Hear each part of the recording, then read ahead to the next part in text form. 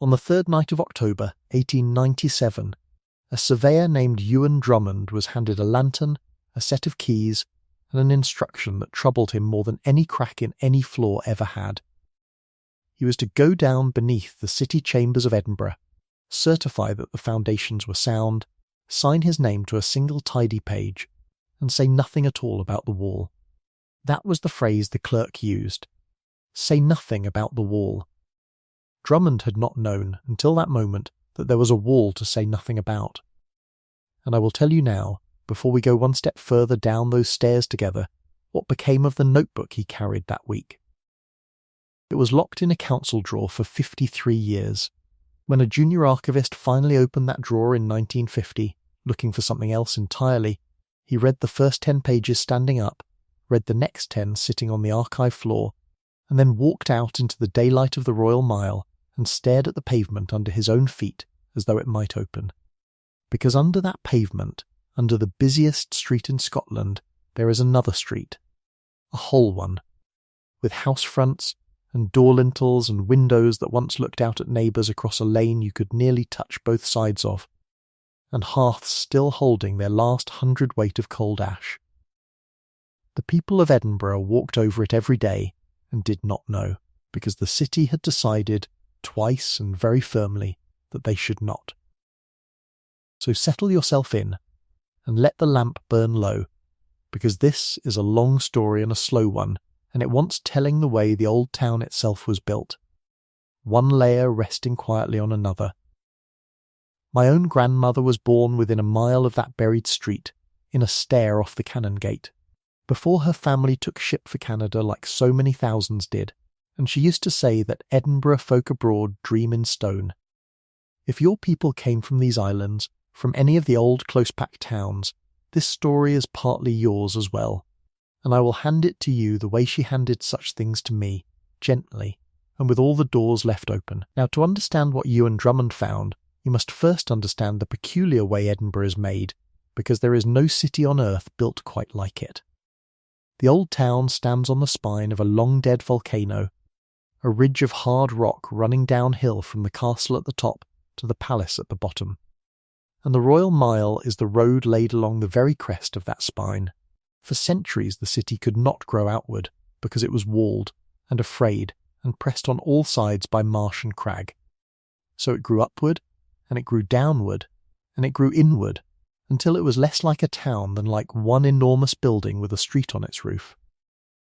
Off the Great Mile, on both sides, ran the closes, narrow lanes plunging down the slope of the ridge, some of them barely wider than a man's shoulders, each one named for a merchant or a trade or a memory, each one a village in itself. Tenements of 10 and 11 stories stood shoulder to shoulder along them, the tallest dwellings in all of Europe in their day, with a countess perhaps on the 3rd floor, a goldsmith above her, a fishwife under the roof, and a family of 10 in the cellar, all sharing one stair, all breathing one another's smoke. When the ridge fell away too steeply, the builders did not stop. They drove their cellars sideways into the rock, and their neighbours built on top of those cellars, and in time nobody could say with any confidence where one house ended and the hill began. Remember that, as we go down, the hill and the houses are woven together like fingers folded in a lap. Now the wall. In the summer of 1897, the year the old Queen had reigned 60 years, and the whole empire was hanging out bunting, the floor of a records room in the city chambers had begun to sink. Not dramatically, a quarter of an inch at one corner, enough to make a locked bookcase lean and a clerk complain. The city chambers is a grand grey building on the north side of the Royal Mile, built in the 1750s as the Royal Exchange, a place for merchants to strut and bargain, and taken over by the town council when the merchants stubbornly kept doing their bargaining in the street the way they always had. A fine building. 11 stories of it fall away down the back slope, though from the Mile you would swear it was only 4. And when the Burgh engineer, a brisk and confident man named Mungo Fairley, sent 2 workmen down to find the cause of the sinking floor, they came back up rather quieter than they went down, and reported that the cellar did not stop where the plans said it stopped. There was an opening behind a press cupboard, and beyond the opening there was a passage, and the passage was not a passage. It was the head of a close, a street entrance with a worn step and a carved lintel, buried in the dark under the council's own writing desks. Fairley went down himself, looked at it for a quarter of an hour by candlelight, came up, and did the most sensible thing a man of his position could do. He recommended it be bricked up at once, and the floor propped from the near side, and he wrote in his memorandum that the void was of no consequence. Of no consequence. Hold on to that phrase, because it has to carry a great deal of weight before this night is over. But a sinking floor in a public building cannot simply be wished away, and the council's insurers wanted a proper survey by an independent man, and that is how the file came across the desk of Ewan Drummond, land surveyor of Dundas Street. I want you to be able to see Drummond, because we are going to spend a long while in his company. He was 44 that autumn, a tall, careful, deliberate man with an auburn beard kept trimmed close, and wire spectacles he was forever polishing on his waistcoat when he was thinking. He had surveyed railway cuttings in Fife and tenement collapses in the Cowgate. He had been lowered down mine shafts on a rope with his theodolite strapped to his chest, and he was known in the profession for two qualities that do not always travel together: absolute precision and absolute patience. He was a widower.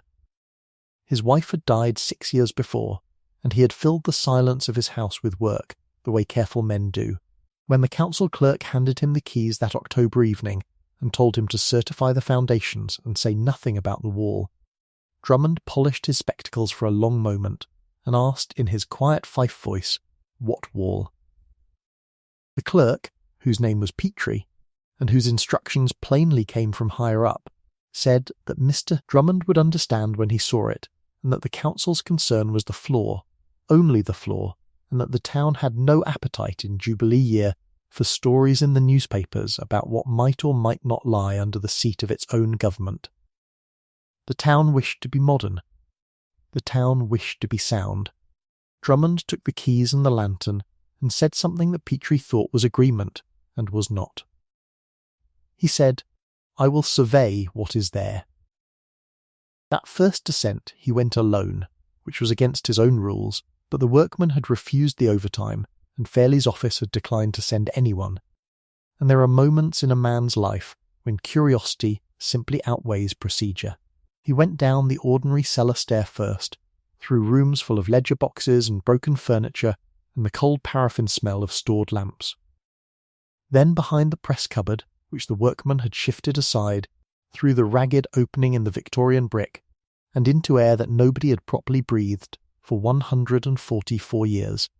He wrote afterward that the air was the first thing, not foul as he had braced for.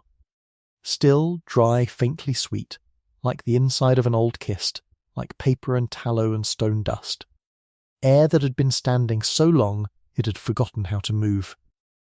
His lantern showed him a descending passage floored with worn sets, real paving stones, laid by hand, hollowed in the middle by generations of feet, and walls of dressed rubble rising past the edge of the light.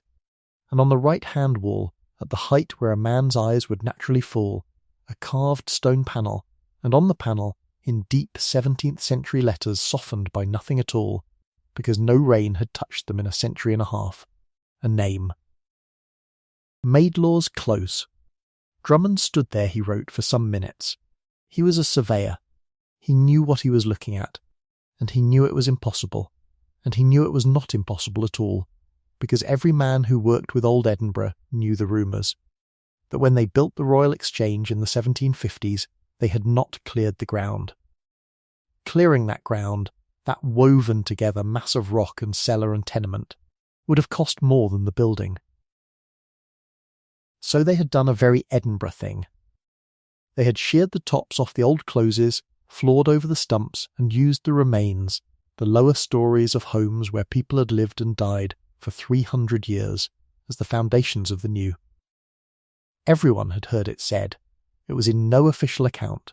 The town's own histories, the fine-bound volumes on the council's own shelves, said the site had been cleared of ruinous and decayed buildings, and left it there and that word ruinous did an enormous amount of quiet work, because what Drummond's lantern was showing him was not a ruin. It was a street. Straight ahead of him the close ran downhill into the dark, and on either side of it stood the fronts of houses. Door lintels with carved initials and dates. Window openings, some still holding their leaded glass. A forestair, a little outside staircase of 6 stone steps, rising to a door that had once been somebody's front door, standing half open on its original hinges, into a room his light could not reach. He noted, because he could not help noting things, that the sets were dry, that the walls were plumb, that the lintels were sound, that this buried impossible street was in better order than half the inhabited closes he had surveyed on the south side. Stone does very well, it turns out, when neither weather nor progress can get at it. And then his light caught something on the sill of the nearest window, and he crossed to it, and stood looking down, and this is the moment, I think, when the survey stopped being a survey. On the windowsill, set neatly side by side, as though put there 10 minutes ago by someone stepping out on an errand, were a child's shoe, a single small leather shoe with a pewter buckle, and beside it a wooden spinning top, its string still wound. One shoe, one toy, arranged, not dropped, waiting, if a thing can wait. Drummond wrote in his notebook, and you can feel the hand slowing as it writes. The objects on the sill I did not move, and then, underneath it, in a different, smaller script, as though he were ashamed of the sentence even as it left the pen, he wrote this. I had the strong impression I should knock. He did not knock. He measured. He was a professional man, and he did what professional men do when the ground shifts under them. He took refuge in numbers. And for 3 hours by his good watch he walked that first stretch of Maidlaw's close with his chain and his level, and what his numbers told him was stranger than any impression. The close did not end. It ran on, downhill, north, deeper under the chambers, beyond his lantern, beyond the plans, further than any cellar had a right to run, and somewhere down there in the dark, his level told him. The floors of it dropped again, story below story, room below room, an entire quarter of the old town, sealed, silent, and holding its breath under the feet of the living. And near the bottom of the first stretch, where his light finally gave out, he saw the thing that would keep him awake that night, and many nights after. Across the close, from wall to wall, floor to roof, stood a barrier of rougher, hastier masonry, mortared brick and rubble, quite unlike the fine old work around it, and scratched into the mortar of it, while that mortar was still wet, a date. 1645. A wall inside the wall, a ceiling inside the ceiling. Something in this street had been shut away not once but twice. The second time by the builders of 1753, and the first time a full century earlier, by hands that had scratched the year into their work like a warning, or like a gravestone.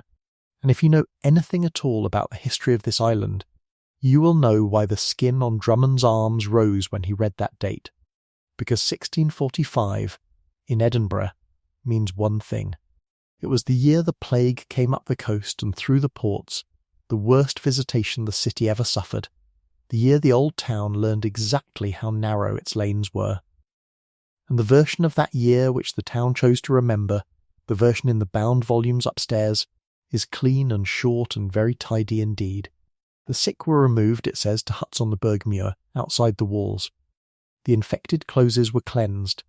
The town endured, and was spared, and gave thanks.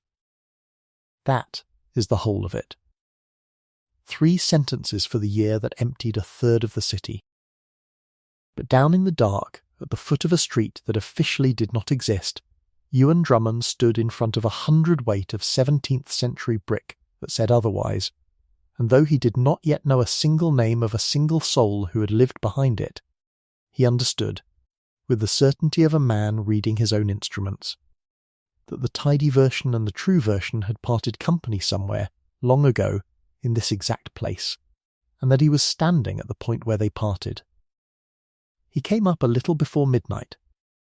Petrie the clerk had gone home, the chambers were dark, the mile was quiet, a soft rain was polishing the cobbles, and Drummond stood outside the great arched entrance for a while, with his collar up, looking at the lit windows of the pens and land across the way, all those stacked households glowing above one another in the night, and thinking, he wrote, that he had just walked beneath the mirror of them, the same city, the same stone, with the lights put out.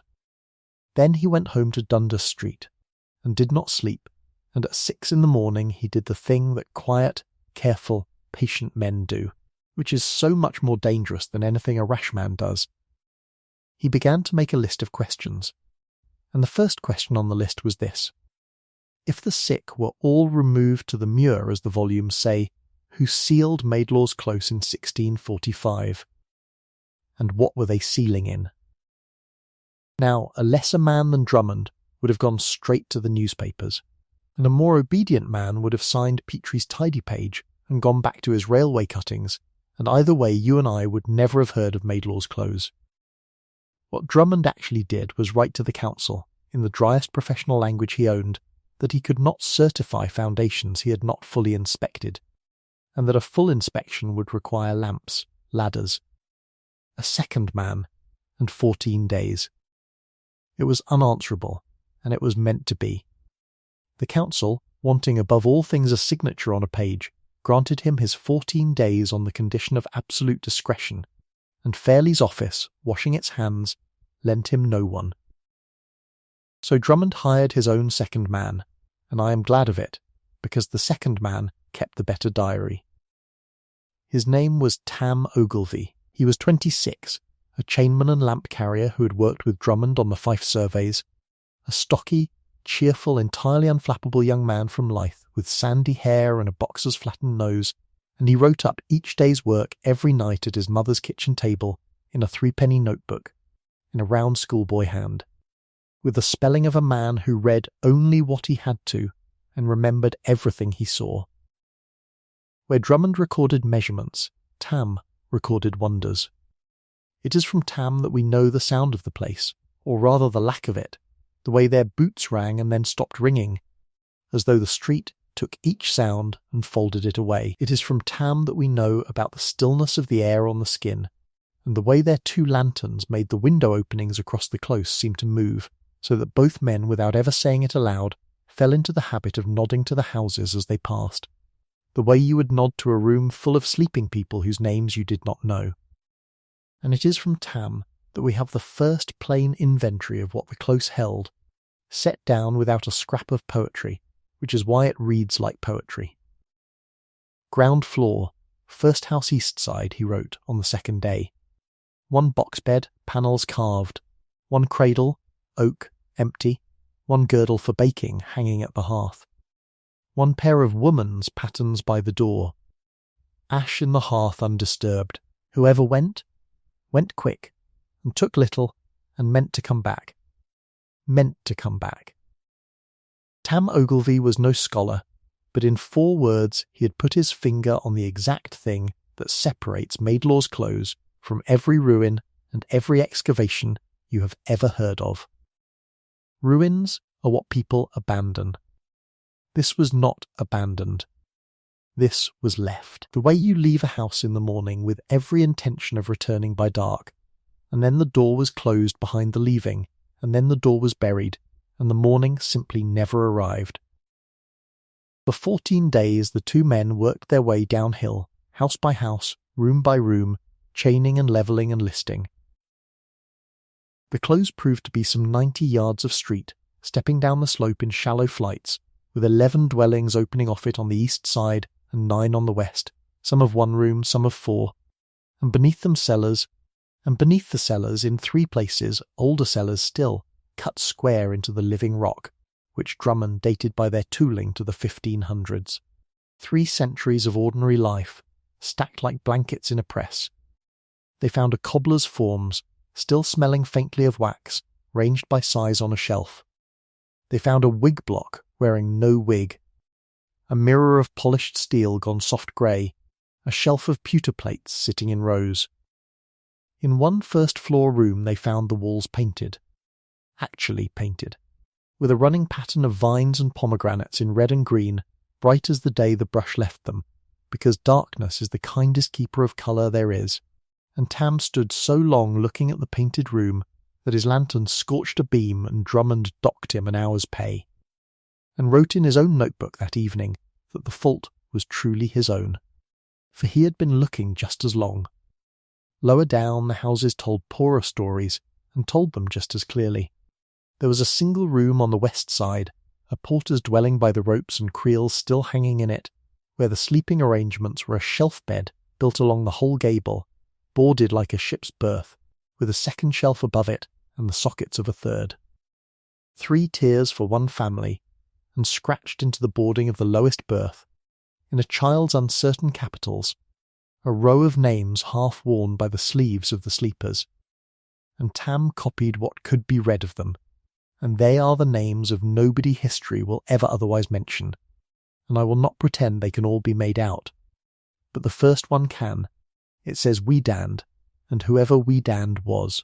He wanted it known that the bottom berth was his, and it is known. It has outlasted the bank that stood over it, and it will outlast the one that stands over it now. And if you want the difference between what gets remembered and what deserves to be, there it is, cut in a bedboard by a bairn with a nail. At the midpoint of the street they found the wellhead, the close's own, a stone basin under an arch with the iron staple where the common cup had hung on its chain, the cup itself gone, and the coping of the basin was covered, Tam says, with scratched initials and dates, generations of them crowded in on one another like a visitor's book kept by knives, 1600s, 1700s, courting pairs bracketed together and low down on the north face, where a small person would have to kneel to work, a neat firm pair of letters, EM, with no date and no bracket, and Drummond, methodical in all things, entered them in the register of inscriptions along with every other, having at that time no more reason to pause at those 2 letters than you had the first time I said the word thimble. Keep them about you, and one thing more from those first days I will give you, because it is the one Tam himself said he thought of oftenest in after years. On the 4th morning, chaining the east side, they came on a door that would not open, the only locked door in the close, a strong door, studded, and Drummond would not have it forced, and they went in at last by the window, carefully, and found within a merchant's booth a little shop, the cloth shop as Tam calls it, with its counter and its scales and its shutters folded down, and on the counter, weighted under a pan of the scales, a paper, which was a list of debts owed to the shop, ale and meal and candle mostly, a dozen names, small sums, and across the foot of the list, in a different ink, a line written large and signed with initials, and the line said, "All here forgiven," and the initials, Tam swore to his dying day, though the paper crumbled at the edges even as they photographed it, were GM. Somebody, in some final week, had sat in that shop, taken up the book of everything the street owed her, and crossed it out, and locked the door on an empty till and a clean slate. And when I tell you presently who kept that shop, and whose small letters knelt at the well outside its door, you will understand why, of all the doors in Maidlaw's Close, that is the one I would knock at. I want to pause here and let the lamps burn a moment, because it is worth being honest with you about what this discovery was, and what it was not, or this story will slide toward the ghostly, and it does not belong there. Nothing in Maidlaw's Close ever moved that the 2 men did not move. Nothing spoke. The close was not haunted. It was something rarer and much harder to look at. It was intact. Every one of us has walked through the rooms of someone lately gone, after a funeral perhaps, and felt the terrible eloquence of ordinary objects. The spectacles by the chair, the cup on the drainer, and that is what these 2 Victorian men were walking through, multiplied by 20 households and sealed under a Jubilee city that was upstairs, that very hour congratulating itself on its own. Progress. The strangeness of the close was not that the dead lingered there. It is that the living had never been allowed to say goodbye to it. And someone upstairs was beginning to understand that this strangeness was exactly the problem. Word travels in a town hall the way damp travels in a wall, slowly, invisibly, and then all at once. By the 2nd week, Petrie the clerk had stopped meeting Drummond's eye, and on the 11th day, the Lord Dean of Guild himself came down the cellar stair with 2 candles and an expression of settled displeasure. And here I must introduce you properly, because this man is going to matter. His name was Halbert Rennie. He was 60 years old, a broad, handsome, silver-whiskered man, a builder's son who had risen by pure competence through every degree of the town's affairs, and the Dean of Guild in Edinburgh, you should know, was no mere ornament. His court ruled on every building in the burgh, every wall, every roof, every dangerous stair, and Rennie had spent 30 years pulling down exactly the kind of teetering, fever-breeding old rookeries that made laws close. In his firm opinion he was not a cruel man. Mark that. He had buried 2 of his own children in the cholera years, taken from a close very like this one, and he had made it his life's work to let light and air into the old town, and he had done more real good for the health of the poor of Edinburgh than any 10 sentimental pamphleteers. When Halbert Rennie looked at a 17th century lane, he did not see heritage. He saw the enemy. He stood that day at the head of the buried street, with a carved name at his shoulder and his candle showing him the sunk dark line of it running away under his own courtrooms, and what he said, Tam recorded word for word. "It is a cellar, missed, Drummond, a large one, I grant you. It is dark, it is dead, and it is directly beneath the government of this city, and the government of this city does not require the world to know that it sits upon a slum. You will complete your survey of the foundations, which I observe are excellent. You will present your certificate, and this place will be closed and forgotten, as it was closed and forgotten before, and as, I remind you, the men of 1753 plainly intended." Drummond, polishing his spectacles, asked him quietly about the other wall, the rough wall down at the north end with the date scratched in the mortar. And Tam writes that the Dean was silent for a moment, and then said, more quietly than before, that the men of 1645 had their reasons also, and that a wise city did not go asking dead men to explain themselves. Then he climbed back up toward the daylight, and from that hour the survey was living on borrowed time, and all 3 of them knew it. But here is the thing about Halbert Rennie, which Drummond himself noted that same night, being a fair man to his bones. Every word the Dean said was reasonable. That is what I need you to sit with, as the lamp burns low. This story has no villain twirling his whiskers in it.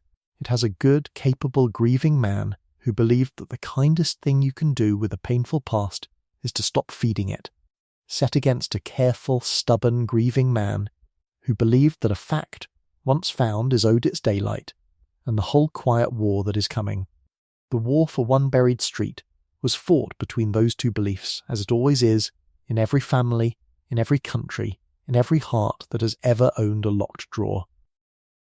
On the 12th day, with permission visibly crumbling above them, Drummond and Tam did the thing they had been circling since the first ascent.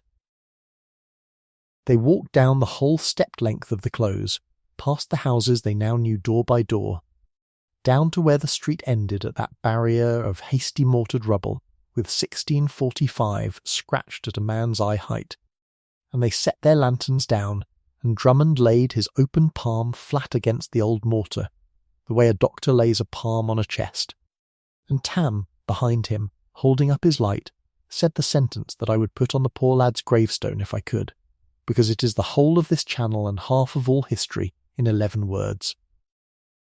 He said, "Mr.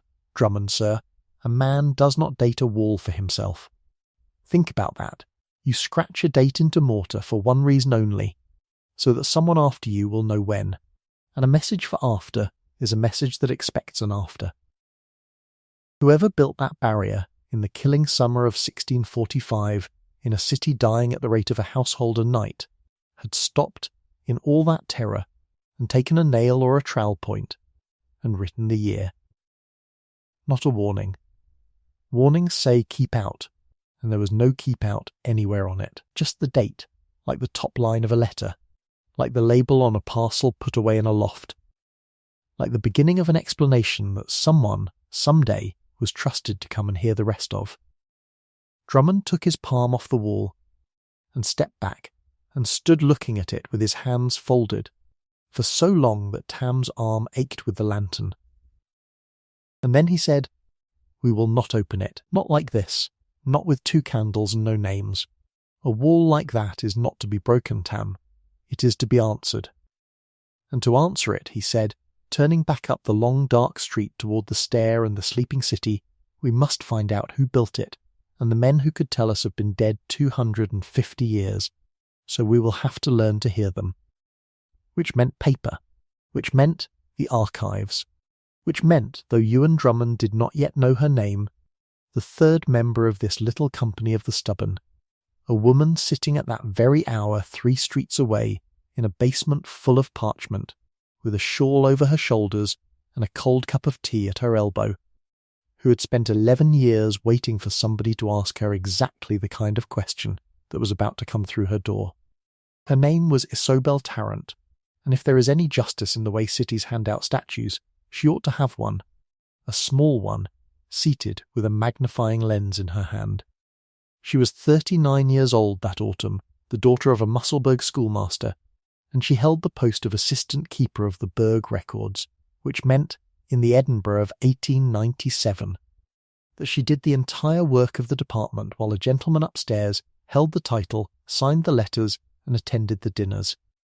She was a small, quick, upright woman with dark hair going early to grey, gold-rimmed reading glasses on a ribbon, and ink on the side of her right hand that no soap had touched in years, and she knew the town's paper memory, the charters, the protocols, the court books, the endless bound minutes, the way a shepherd knows a hill in the dark, which is to say not by looking, but by having walked every yard of it in all weathers.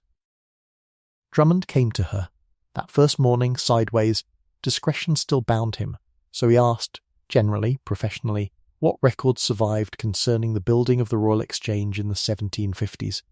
And Isobel Tarrant looked at him over the gold rims for a moment, and then, instead of answering, asked him a question of her own. She asked whether his interest was in the building that went up or in the buildings that went down. And when Drummond Court said nothing at all, she took off her glasses and let them fall to the length of their ribbon, and said, quite kindly, that men from the chambers had come to her 3 times in 11 years walking sideways like that, once when a stair had opened in Advocate's Close, once about the old Tolbooth foundations, and once she would not speak of, and that all 3 had wanted the same thing, which was to be told a comfortable story, and that if Mr. Drummond wanted comfort he could apply upstairs, but if he wanted the truth he had better sit down, because the truth about the ground under the Royal Exchange took longer than a morning. He sat down. He came back the next morning, and the morning after, and by the end of that first week the discretion was simply gone, dissolved, as promises do between people doing real work, and Isobel Tarrant knew everything the 2 men had found, and had turned the whole ordnance of her basement toward one target, the clothes whose carved name she had, she admitted. Never once seen in 11 years among the papers, which itself told her something, because a street that leaves no paper has not been forgotten, it has been tidied. Let me show you what they found, in the order they found it. Because the order matters, it is a staircase of its own, going down. First, the 1750s. The minutes of the Town Council for 1752 record the resolution to build an exchange.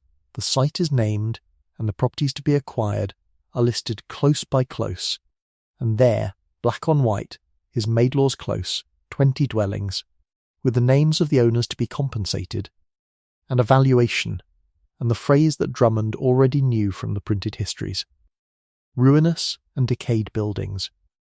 Except that pinned into the minute book, folded small, overlooked for a century and a half, was the surveyor's field note from the valuation itself, and the valuing surveyor of 1752, one of Drummond's own long-dead brethren, had written in his private hand something rather different from ruinous.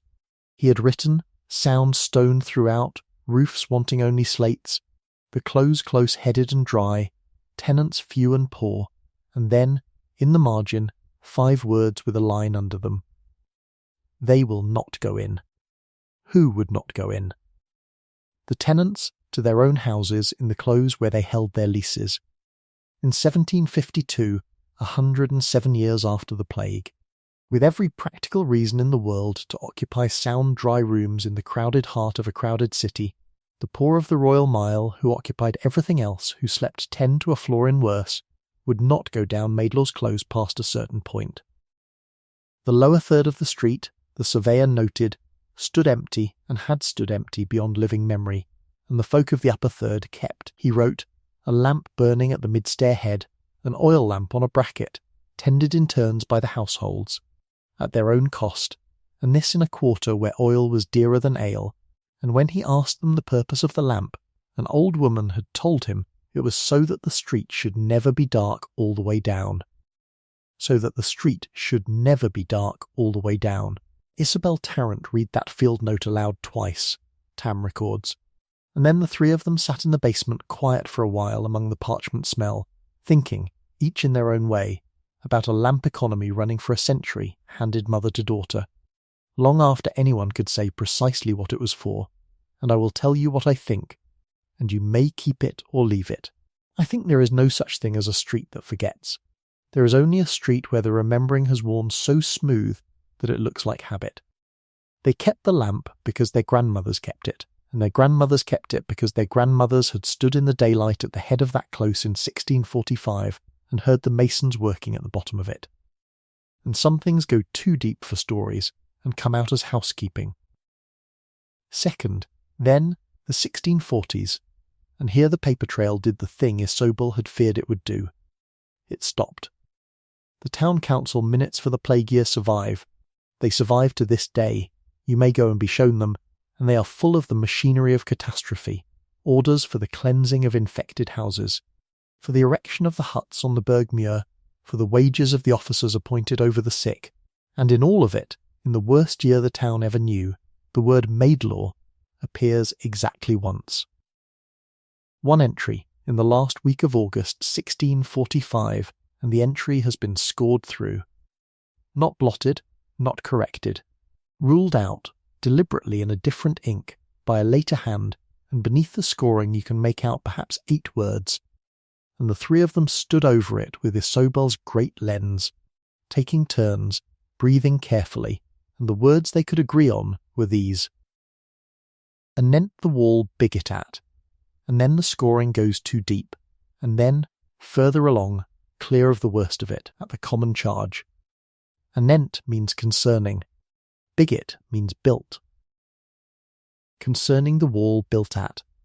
Something, at the common charge. The town paid for the wall. The wall at the foot of Maidlaw's Close was not some householder's terror. It was a public work, minuted, paid for out of the common purse like the ports and the wells. And then, afterward, someone with access to the town's own record, someone with rank, had taken a pen and ruled the town's own memory out. Now a scored line in a minute book is a locked door, but Isabel Tarrant had spent 11 years collecting keys, and she knew what every archivist knows, that a town has more than one memory.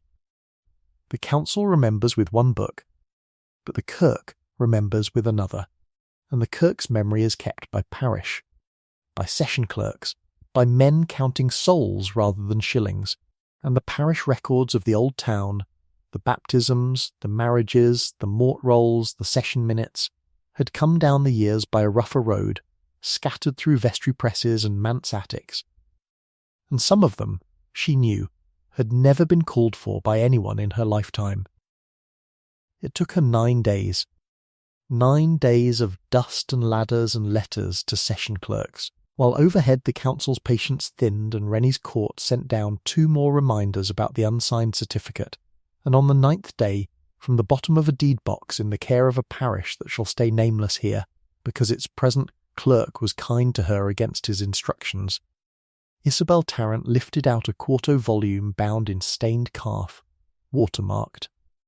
Mouse nibbled at one corner, and on its first leaf, in a firm brown 17th century hand, was written, "The Buick of the Visitation, Keppit be me, Gideon Symington, reader and session clerk, for the Closs call it Maidlaws, in the year of God 1645. The Book of the Visitation." kept by me, Gideon Symington. For the close called Maidlaws, a private register, kept day by day, inside the plague year, by a man of the parish, for one street.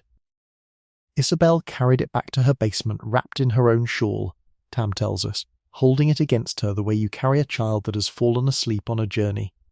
And she cleared the long table, and set lamps at both ends, and the three of them, the surveyor, the chainman, and the keeper of the records, sat down together on an October evening in 1897 to read, and from the moment she turned the first leaf, you must understand, the story you and I are inside of changes hands.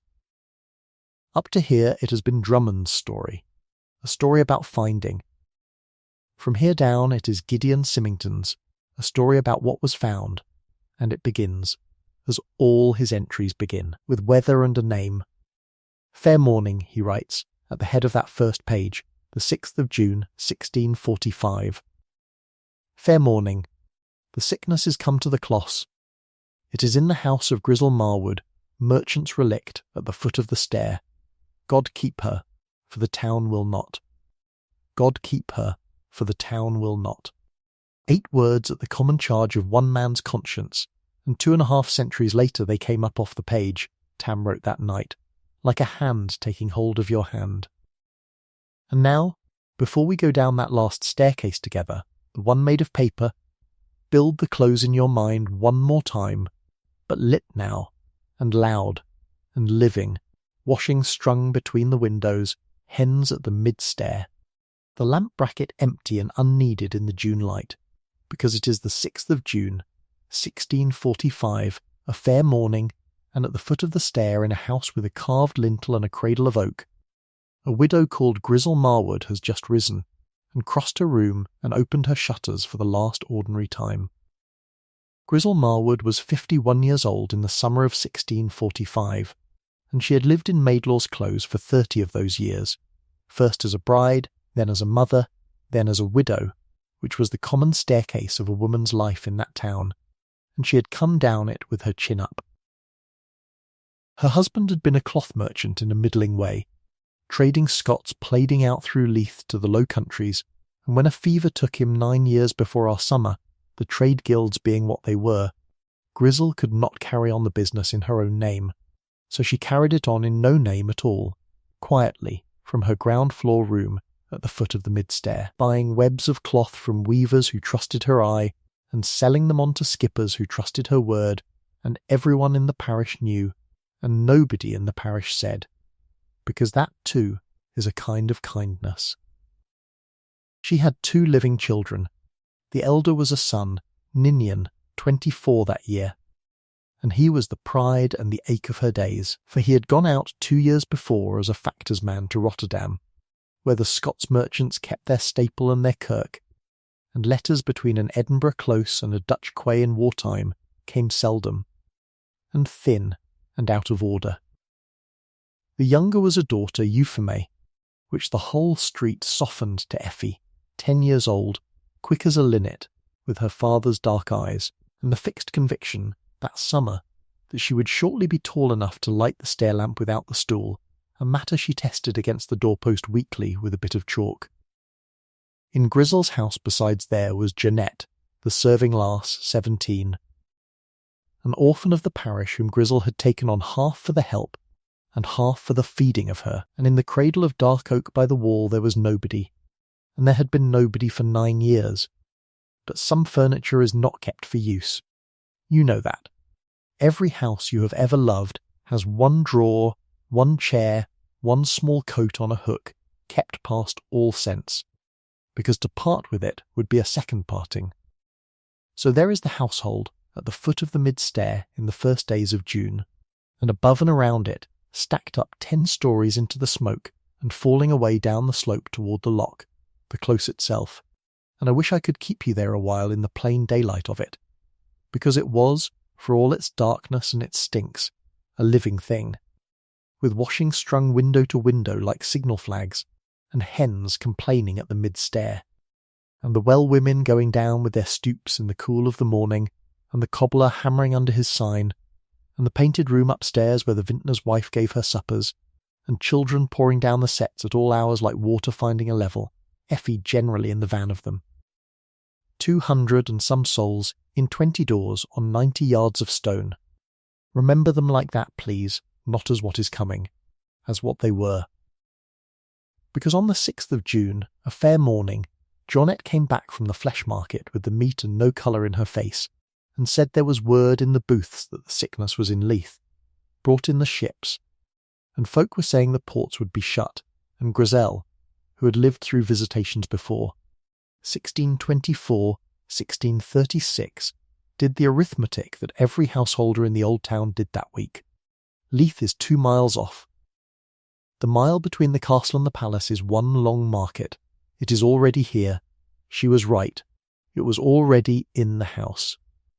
Not from the flesh market, as it happened, and not Johnette. The first to sicken in Maidlaw's close was a packman, a travelling dealer called Simon Hay, who lodged that week in Grizel's spare chamber, as packmen had lodged there for years, a harmless, gossiping footsore man who had come up from the coast with a load of Flemish thread and a headache he blamed on the sun. By the 8th of June, he could not rise. By the 9th there was no blaming the sun, and Grizel Marwood stood in her own doorway in the early light, and looked at the thing every soul in that century dreaded above fire and sword. And then she did the act that decided everything after, and I want you to see it plainly, because the whole of this story turns on it, and it took perhaps 4 seconds. She could have said nothing. You must understand that. The law of visitation was known to all, and it was merciless in its arithmetic. A concealed case might pass unnoticed a week, and in that week a household could scatter, sell its goods, save its trade. A declared case meant the chalk cross on the door, the household shut up within it, and every remedy of that age was a door closing. Half the tragedies of that summer, in every close in the town, began with somebody deciding, out of love or terror, to say nothing, and letting the sickness walk free 3 more days on a lie. Grizel Marwood stood in her doorway 4 seconds, and then she sent Effie up the stair, out of the house, to the vintner's wife, with her small kist and her spinning top and no explanation, and she sent Johnette running, not away, but up the mile, to fetch the officer of the quarter. She declared. Within the hour there was a man at the close head ringing a handbell, and by noon there was Bailey Cunningham, one of the 4 magistrates given charge of the pest that summer, a heavy, tired, iron-grey man, with the impossible task of holding a dying city to its own rules. And he stood in the middle of the close with the whole street hanging out of its windows, and read the order in the flat voice of a man who had read it too many times that week already. The house of Grizel Marwood, relict of the merchant Marwood, being visited, the said house is closet up, the persons therein to keep within doors under pain of death, a white cloth to be hung forth at the window, watch to be kept. And then, because the packman had lodged there and had gossiped in half the doorways of the street as packmen do, Cunningham walked the length of the close looking at doors, counting stairs, doing his own dreadful arithmetic, and the street watched him do it in absolute silence, and at the foot, by the well, he stopped, and turned, and gave the second order, the one they all knew was coming, and even so, Gideon Symington wrote, there rose from the windows a sound he had no letters to spell. Not the house only. The close. The whole close was shut, gates to be raised at the head, none to pass in or out under pain of death, provisions to be brought to the gate at the common charge, and the sick to be tended within by such as should be appointed. 16 words of Scots law, and 200 people were inside them. Now here is where I must slow us down, and set the lamp between us. Because you have heard, everyone has heard, the black legends of the Edinburgh closes, that the town walled up the living with the dead and walked away, that the plague streets were left to starve behind their gates, and I am here to tell you, with Gideon Symington's ink stains on my hands, so to speak, that in this close at least, whose paper survived, it was not so, and the truth is at once harder and gentler than the legend, as truth usually is. The gates were real, the pain of death was real. Nobody pretends otherwise, and by August you will hear what it cost. But listen to what else was real, because it is written in the visitation book in entries as flat as a grocer's, and flat entries are the ones you can trust. Bread, ale, and meal to the gate daily, at the common charge. Milk for the bairns, thrice weekly. Candle and coal, a physician's fee for one Dr. Michael John to visit the gate and cry his counsel over it, at the common charge, week upon week upon week. The town was near bankrupt with the visitation, its markets dead, its ports shut, its council decimated, and still every day of that quarantine, somebody in that broken administration signed for the bread of 200 people it had locked away, and somebody else carried it up the mile, and somebody else stood at the gate in the fear of his life to pass it over. The kindness of that summer did not look like kindness. It looked like ledgers. It looked like a tired Bailey initialing a chit for milk. But Grizzle Marwood's neighbours ate every day of their captivity, and if you want to know what a city's soul is, do not read its proclamations. Read its accounts. And one thing more was real, and here's the reason the accounts were kept at all. Gideon Symington, reader and session clerk, 40 years old, a lean, stooped, short-sighted man with a widow mother and no other family, held no office that obliged him to go near that close. The session had appointed him merely to keep the roll of the parish's sick from a safe distance. On paper. On the second evening of the quarantine he came up to the gate at the close head, and called through it for the names of all within, that they might be prayed for by name and provisioned by count. And it was Grizzle Marwood's voice that answered him from her window, reading the close to him door by door, floor by floor, 211 souls, while he wrote in the failing light. And at the end of it, the book records, she called to him, "See that ye spell them right, Master Symington, for some of these folk have nothing else to leave. See that ye spell them right." He spelled them right. He came back the next evening, and the next and every single evening of the 102 days that gates stood shut, through the worst of it, when the toll of a night was 5 and 6, and the carts went by on the mile with torches, and men of stronger office than his had fled the town entirely. He never once went in, that was forbidden him, and he never once stayed away, and nothing in his book suggests it ever occurred to him that coming was courage. He had the roll. The roll must be kept. Fair evening, he writes. Called at the gate. All the names answered, God be thanked. And on the evenings when all the names did not answer, he wrote that too. And we will come to those. But not tonight, not yet, not before you have seen the close as it learned to live inside its gates. Because it did learn, for a while, and there is a fortnight in the middle of that June, before the dying began in earnest, that reads in the visitation book almost like peace. And I want to give you that fortnight whole, as Symington gave it to us, because everyone in it deserves to be seen in the sun one more time, and because you, I hope, are growing sleepy now, and the middle of this story is the right place for resting, the way the mid-stair of a long close is the right place for a lamp. The Fortnight of the Gates, Symington's book calls the rest of that June, and it is the strangest passage of peace I know of in any record of that century. The close, shut off from the town, became its own small parish, and the 211 souls inside it, having wept and raged the first 2 days, did what people do. Which is to say they organised, and the organiser, nobody voting, nobody asking, was the widow at the foot of the mid-stair, calling from her window because she could not leave her door. The book sets it down almost daily, the water to be drawn at first light and shared by floors, the bairns to be schooled at the wellhead by the vintner's wife, that they be kept from the lower doors, the sound to take the air by turns, east side the morning, west side the evening, that none crowd another. It was Grisel who arranged, through Symington at the gate, that the weavers shut up idle in the close should have thread passed in with the bread, and their finished webs passed out and sold, fumed with vinegar first, so that a street under sentence might still earn, and this was no small thing, for a man who works is a man who is not listening for the bell. And there were 4 looms in that close, and by the second week they were all going, dawn to dusk, and Symington notes that folk on the mile would pause at the gate to hear it. the shuttles of the shut street clacking away behind the boards like a heart heard through a wall, and that the sound did more for the town's spirits than any proclamation, for it said better than words. They are alive in there, and working, and if they can work they can be fed, and if they can be fed they can be waited for. And it was Grizzle who set the tally of every household's need, which she knew to a bairn and a grandmother, against the town's daily basket, so that the milk went where the youngest were, and it was Grizzle, when the wife of the cobbler would not eat for fear, who talked her through it from across the close, window to window, an hour at a time, in the long light of those June evenings, and the substance of those talks is lost.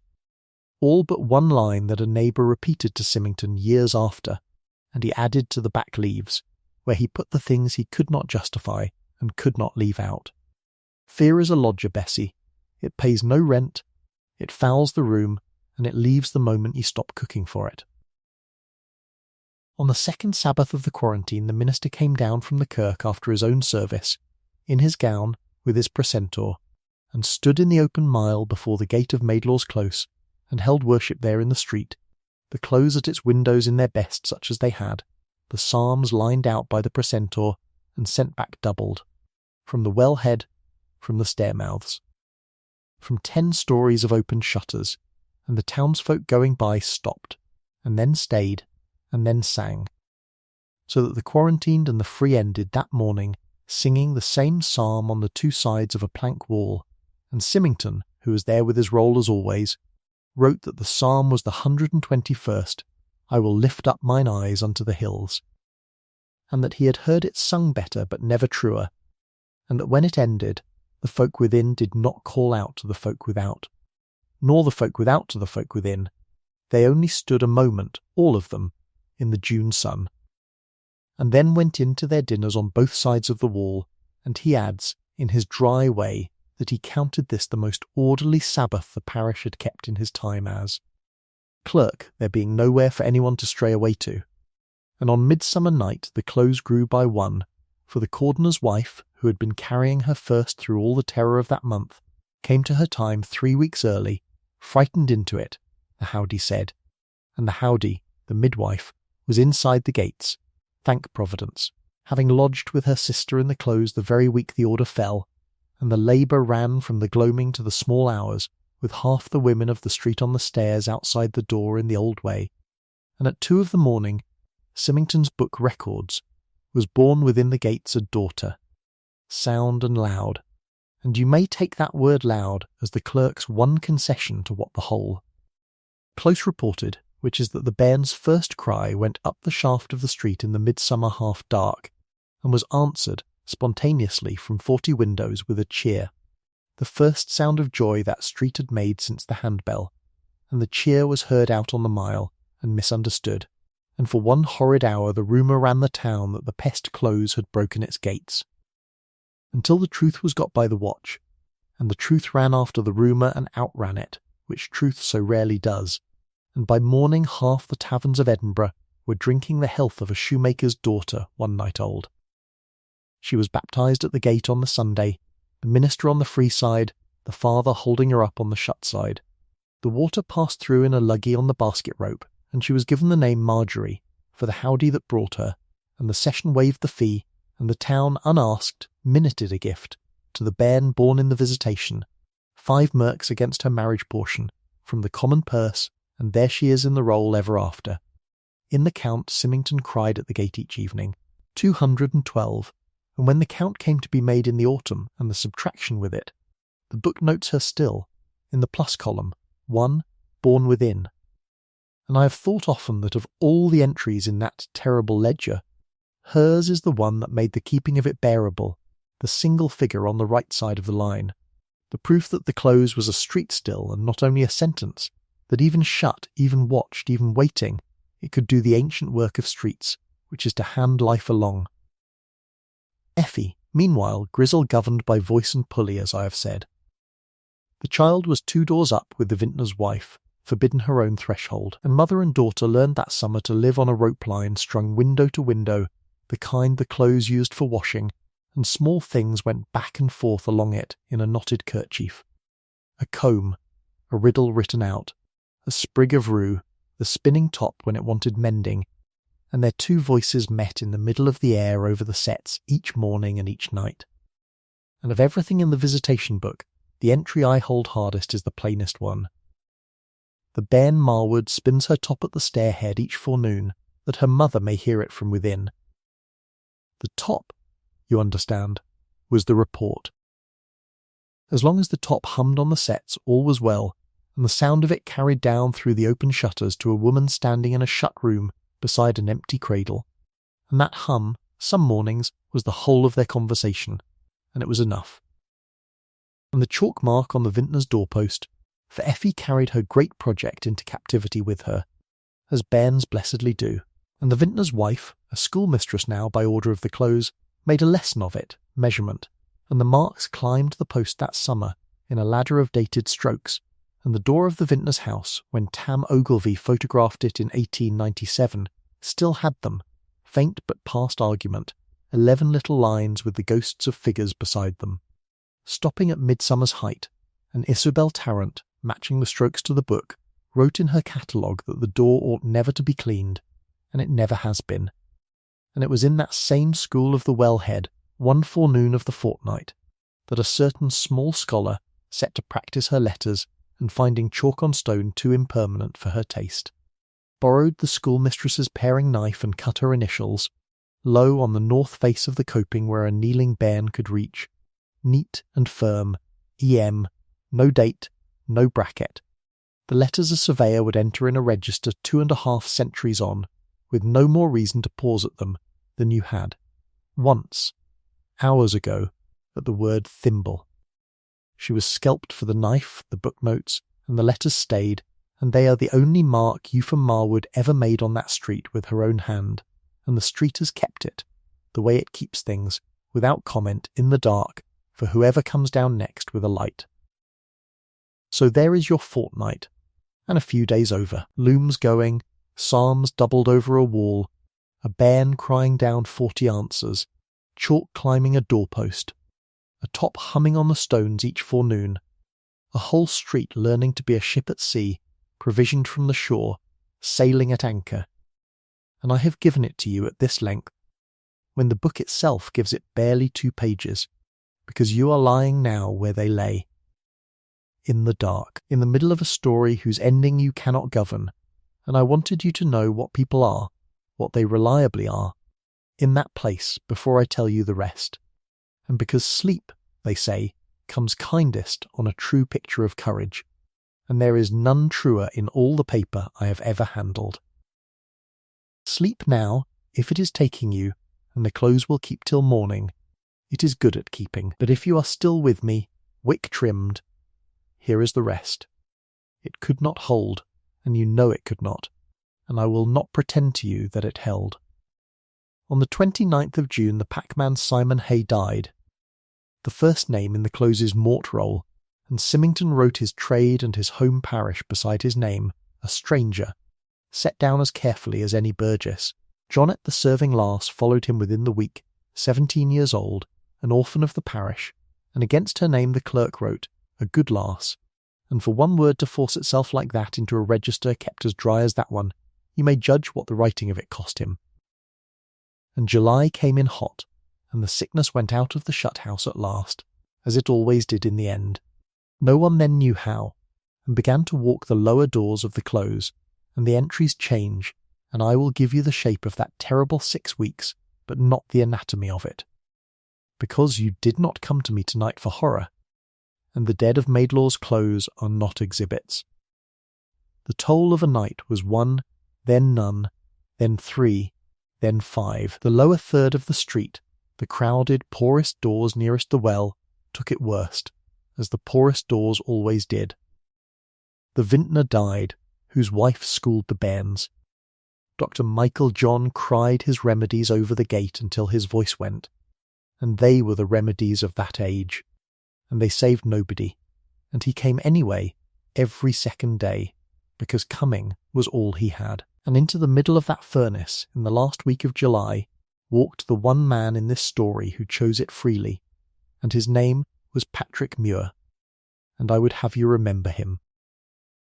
The town kept that summer a company of men called the foul cleangers, cleansers of visited houses, and they did the work nobody may be ordered to do. They went in where the sickness was, carried out the dead, purified the rooms with fire and smoke, and lived apart from all other men, in huts by the chapel of St. Roch out on the Muir.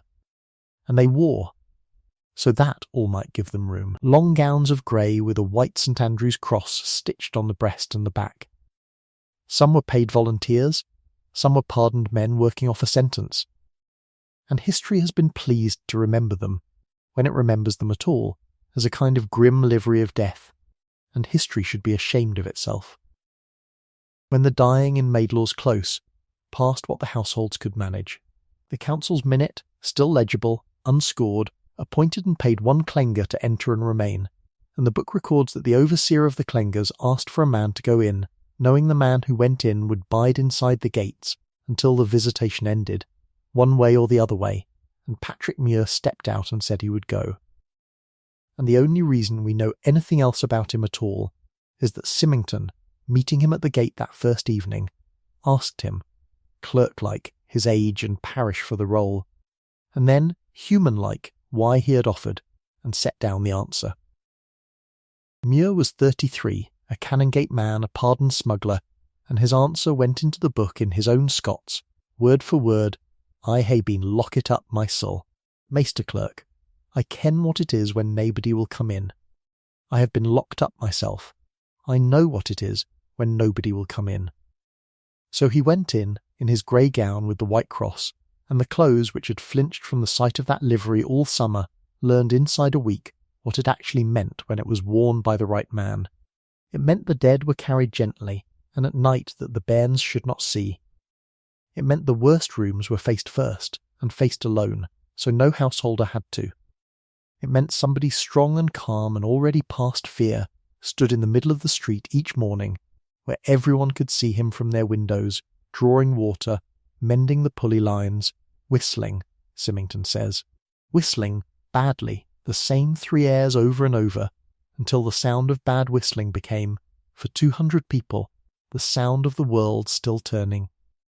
We even know the airs, because the clerk, who missed nothing, set them down, 2 psalm tunes, Martyrs and Old French, the grave ones every Scot of that age had in the bone, and between them, unashamed, a tavern catch called the Gaberlunzie Man, which is a song about a beggar who is more than he seems, and if Patrick Muir chose his programme by any design, the design is not hard to read, the 2 tunes for the dead he carried by night, and the beggar's song for the living he kept by day, and the bairns of the close, who had been taught to run from the grey gown all their short lives, learned inside that first week to whistle the catch back at him from the windows, badly in a dozen keys at once, and Symington records, without comment, for what comment would you make, that the man in grey conducted them with his water stoop. It was Effie Marwood, of course, who broke the last of the distance, Effie of the top, because in the second week of August the top string frayed through at last, and the top went skittering off the stairhead and down the setts, down the forbidden slope, deep down the empty lower street where no bairn had set foot all summer, and fetched up against a shut door in the dark reach of it, and the close held its breath, 40 windows of it, while the small figure stood at the head of the slope on the very line of her mother's law, looking down after her whole treasury, and did not cross it. She did not cross it. She stood and looked, and then she called down the street, not to any neighbour, to the man in grey where he was swabbing a stair-mouth with his vinegar pail, and what she called. A woman at a window above wrote down in a letter that survives because Symington copied it into the back leaves, was this: Maester Muir, if ye please, it has gone where I amna allowed.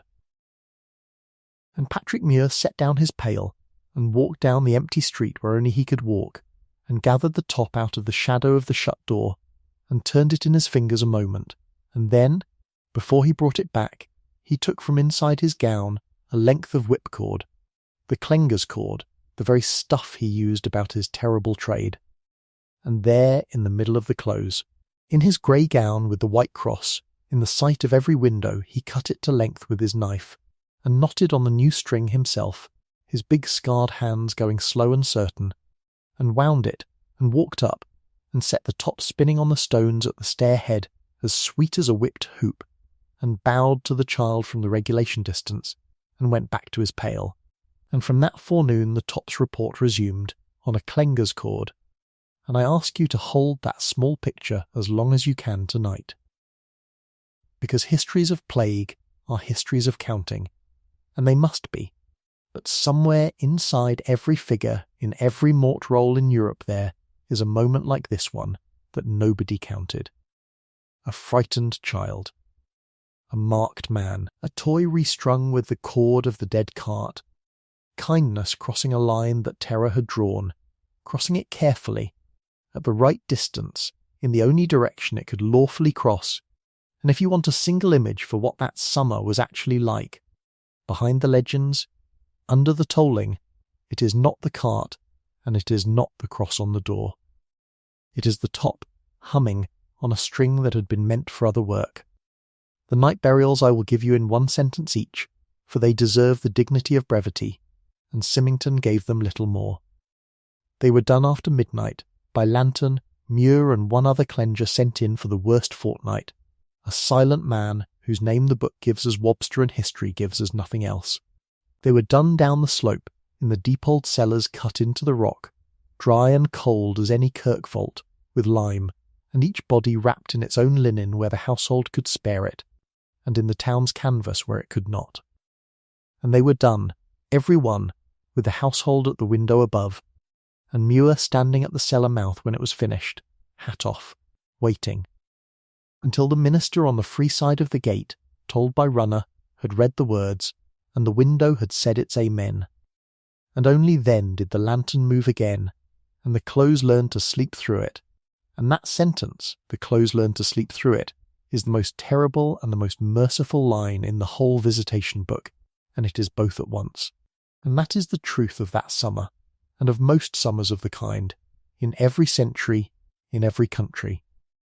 And knowing it, I think, is part of why you and I meet like this, at night, over old paper, to practice being unafraid of the things that must be slept through. And it meant that when Grizzle Marwood herself sickened, in the second week of August, there was someone to go in to her. She had outlasted her shut-house, nursed Jeanette and the packman with her own hands, seen the white cloth taken down at last from her window, and been 3 days free of her long captivity. 3 days, when the signs came on her, and there is a mercy in the book's plainness here that I will borrow.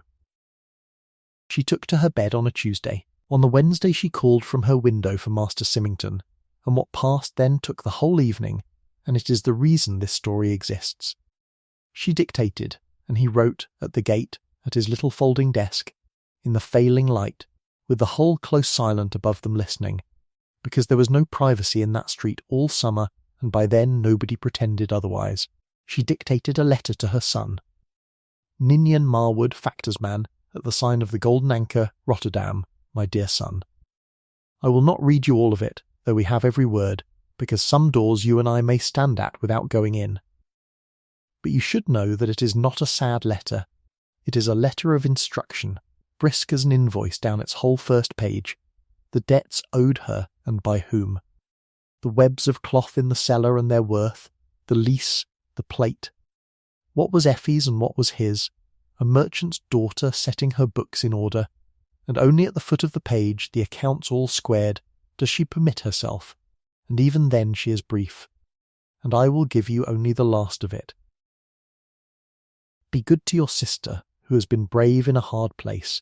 Do not grieve past the year's end, for I was happy here, and a close is a warm place to have lived a life, and see the lamp kept, if ever you come home. Your loving mother. Then, the book records, she had Symington take up from the basket rope her thimble of silver, that had been her own mother's, fumed in vinegar and wrapped in lead foil against contagion, and directed it be kept with the letter and sent on to Rotterdam when the ships should sail again. For the wife my son will some day have, that she may know she comes of women who worked. And it was in those same last days, we must suppose, for no other days will answer, that the debt list of the close got its final line. Because the booth of the little shop was the street room of her own dwelling, she had never needed to leave her door to keep it, and some evening of that week she drew the paper from under the scale pan, the dozen names, the ale and meal and candle her neighbours had run up in a summer when no wage in that street was worth the name, and wrote across the foot of it, large. So there should be no mistaking and no collecting, all here forgiven, and signed it with her letters, and put it back under the pan where the next hand to lift it would find it, and the next hand to lift it was Tam Ogilvy's, 252 years later, with a camera waiting, and that is who kept the shop, and that is the door I would knock at. And now you know. And 8 days later, on the 23rd of August, 1645, in the small hours, with Patrick Muir sitting by her because nobody in his care died alone, Grisel Marwood's name moved from the one roll to the other, and the clerk who had promised to spell the names right wrote hers with a steadiness you can still see, and then wrote after it, contrary to every rule of a mort roll, one sentence of his own: she kept this closs alive 40 days after the town had reckoned it lost. Now I must tell you about the wall, and if you have come this far down the stair with me tonight, then this is where I ask you, once and only once, to press subscribe before we go on, because the road to the vindication of these people runs through 2 more centuries yet, and I would not have you lose your way back to this close, or to the other sealed places of these islands I will be taking you down after it. There it is said, and I will not ask again. The wall. By the first week of September the visitation was burning itself out, as it did all over the town with the turn of the weather, and the close's survivors. 142 of them, out of 212, counting the bairn born within, stood their quarantine's last days and were cleansed at the gate, household by household, their outer garments given to the fire, and came out blinking into a mile they had not stood in for 102 days.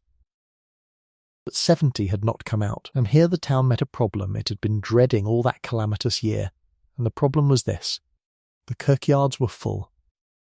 The order had gone out months before that the dead of the visitation should be buried on the muir out beyond the walls, but the deaths in Maidlaw's Close had come at the height of the town's own agony, when there were neither carts nor sound men to carry 70 dead the long climb up the mile and out the port, and so, by necessity, with quicklime decently wrapped, in the deep old cellars of the 3 lowest houses, the houses cut into the rock where the sickness had been cruellest. The dead of the Close had been laid by Patrick Muir, one by one, all that terrible August, 60 feet under the living street. Grisel Marwood lies there. She lies there now. And when the quarantine lifted, the council was minded to order those cellars filled with lime and rubble, and the matter closed, and it was Gideon Symington, a session clerk, the smallest official in the town, who walked into the council chamber with his visitation book under his arm and argued them out of it. And we have the shape of his argument because he wrote it out fair the night before, and it is short. These persons died under lock for the safety of this burg. They are the burg's dead, not the pests. Let the Clossfoot be walled and made their lair, seemly and perpetual, and let it be done at the common charge, as their bread was, their lair, their burial place in the old Scots. And the council, wearied, half-ruined, and, I choose to believe, ashamed into grace, voted it, and that is the scored-out minute, anent the wall bigot at the Clossfoot of Maidlaw's, at the common charge. In the last week of September, 1645, masons raised a barrier of stone and brick across the close, floor to roof, sealing off its lowest reach and the 3 houses of the dead. And the minister came privately at first light, quarantine or no, and read the service for the burial of the dead through the new mortar to 70 souls by name, Symington holding the roll for him, and when it was done, and the masons gathering their tools, Patrick Muir, who had carried every one of those 70 in his own arms, stepped up to the wet mortar joint at a man's eye height, and with the point of his trowel, while the whole remnant of the close stood watching, scratched into it the year. 1645. A man does not date a wall for himself. He dates it for whoever comes after, and then he trusts the dark to keep it. And the dark, as we shall see, is very good at keeping things. It kept that date 252 years until a lantern found it, and a fife voice read it aloud, and a chainman from Leith said the truest sentence of his age.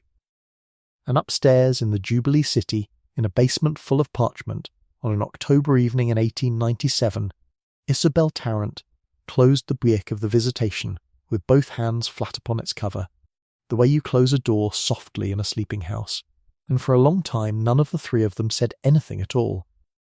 And then Ewan Drummond took off his spectacles, and did not polish them, and said, "We have been calling it a wall. It is a headstone, and every man who signs a paper calling it of no consequence will be signing across 70 names. But before we climb back up to the Victorians, we owe this street its second century, the quiet one, the one that turned a grave into a habit and a habit into a mystery, and we owe a small girl the rest of her story, because I have not forgotten Effie, and neither, you will be glad to know, did anyone else." Euphane Marwood came out through the gate on the last day of the quarantine, holding the vintner's widow's hand, 10 years old, with her kissed, her top, and her mother's letter waiting for a ship.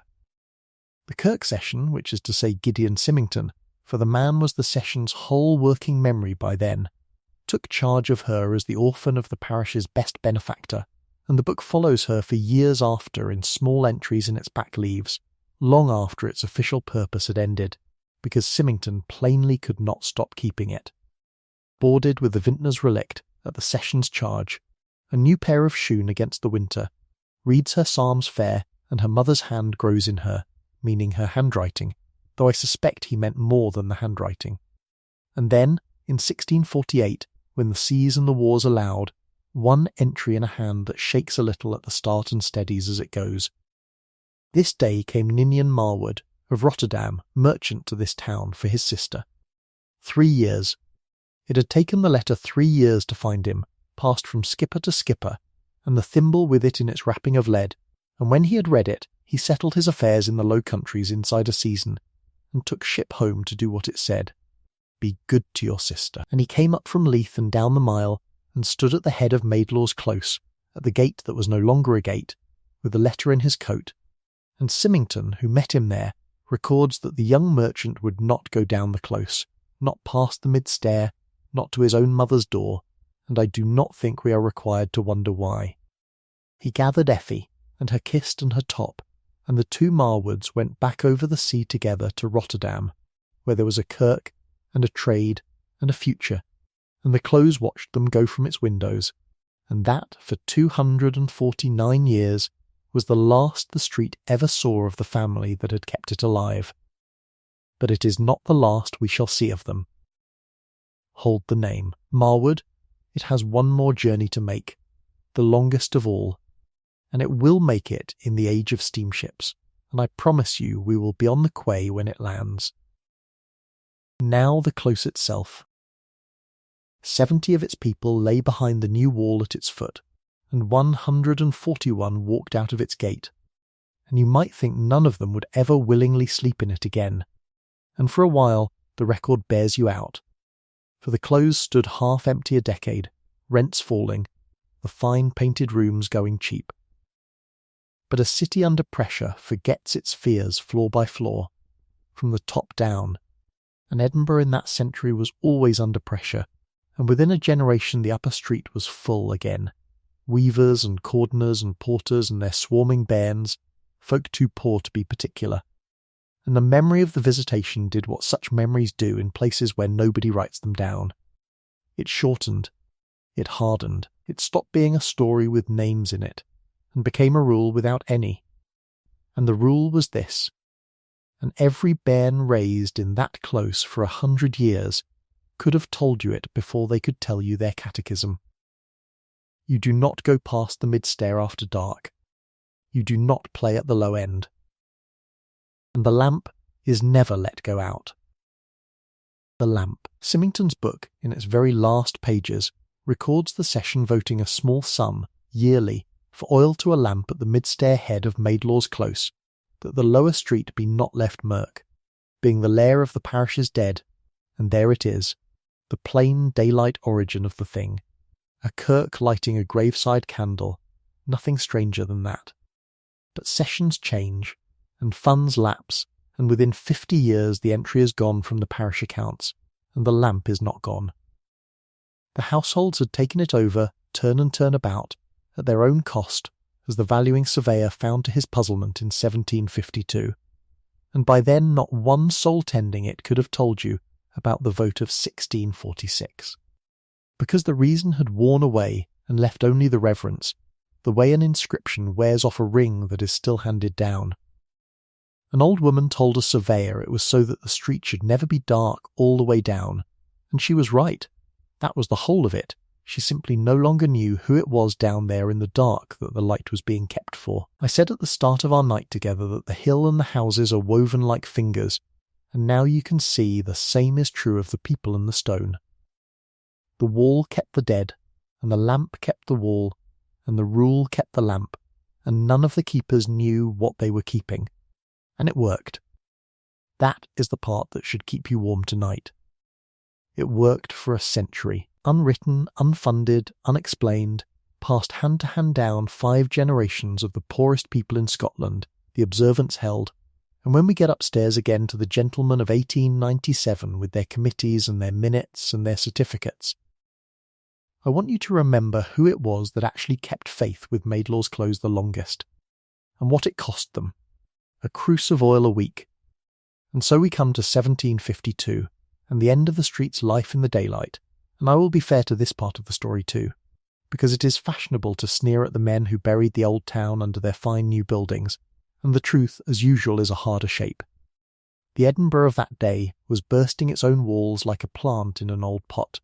It was brilliant, and it was filthy, and it was piled story upon story in buildings 3 centuries old. And it had begun to dream of air, of squares and bridges and streets where 2 carriages might pass. And the first stone of that dream was to be a royal exchange for its merchants. And the ground chosen was the north side of the mile, and on that ground, among others, stood our close. The valuations were made, the compensations voted, the tenants given their notices, and here the paper gives us one last gift. The roll of the removals, 1753, every household of Maidlaw's Close listed with where it went, and at the head of the roll, one Agnes Purdy, called in the Close Nanny, aged 81, widow, dwelling at the mid-stair these 60 years. Keeper of the lamp. 81. Born about 1672, within 30 years of the visitation. Her grandmother, the roll does not say, but the arithmetic will, could have stood at those gates. Nanny Purdy was the living end of the chain that ran back to the plague summer, and she was the last to leave, and this we know not from any council paper, but from a letter that turned up folded into the back of the visitation book itself, written in 1753 by the session clerk of that day, to a colleague, describing the clearing of the close because he had found it, he wrote. A sight he could not put from his mind. The families went up the street in procession, he says, carrying what they could, beds and kists and cages of birds, bairns riding the loads, and the town watched them go up, half pity and half hurry. And at the tail of them all came the old wife of the mid-stair, very small and very upright, and she would not be helped with her bundle. And at the head of the close she stopped, and set the bundle down, and went back. Went back down, alone, the whole emptied length of it, past the shut doors and the stripped windows, to the mid-stair, where the lamp was, and the clerk, following at a distance, watched her do a thing he did not understand and could not forget. She trimmed the wick.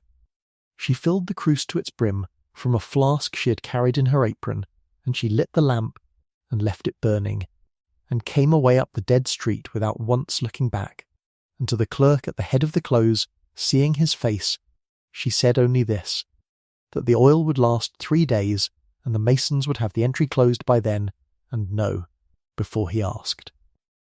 She did not care to explain herself to a man of paper. The oil would last 3 days. She had measured her farewell like everything else in her long carefulness, so that the last of the light and the first of the dark should meet behind a finished wall with no living eye between them, and if you want to know why I make these long stories, and why I think a channel about sealed doors is worth your sleeping hours, It is because of people like Agnes Purdy, who tended other folks dead for 60 years on a labourer's widow's portion and walked away from her whole life with a straight back and one flask of oil. There should be a statue. There is not even a plaque. There is only this, and I will tell it to you now and let you sink a little deeper into your pillow on it. 2 doors up from the mid-stair, on the sill of the last window before the entry, where the light of the going-out lamp would just have reached, somebody's bairn, that same removing day, set 2 things side by side, neat as an offering: a single small shoe with a pewter buckle, outgrown, and a wooden spinning top with its string wound ready, and whether it was for the taking back some day, or for the ones below who had been bairns once too, no paper in any archive will ever tell us. The masons walled the entry that same week and floored over the stumps of the roofs, and the Royal Exchange rose on top, all pillars and piazza, and the town was proud of it, and the lamp burned its 3 days and went out in the dark it had been lit against.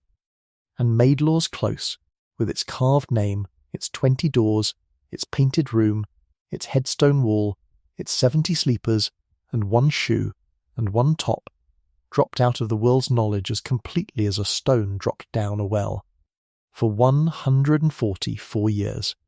And what stood on top of the well all those 144 years, while the stone kept its counsel underneath?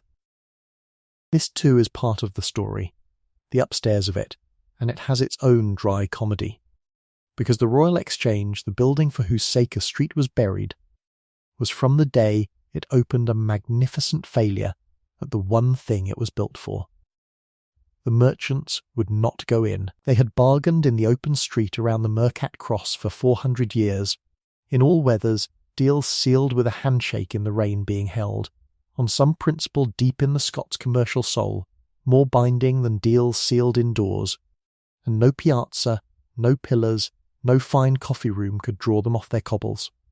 And for 50 years the grand courtyard built to house the commerce of a capital stood mostly empty, while the commerce went on outside its windows, in the wind 40 yards from the front door, over the very pavement, though none of them knew it, where the gates of the plague closes had stood.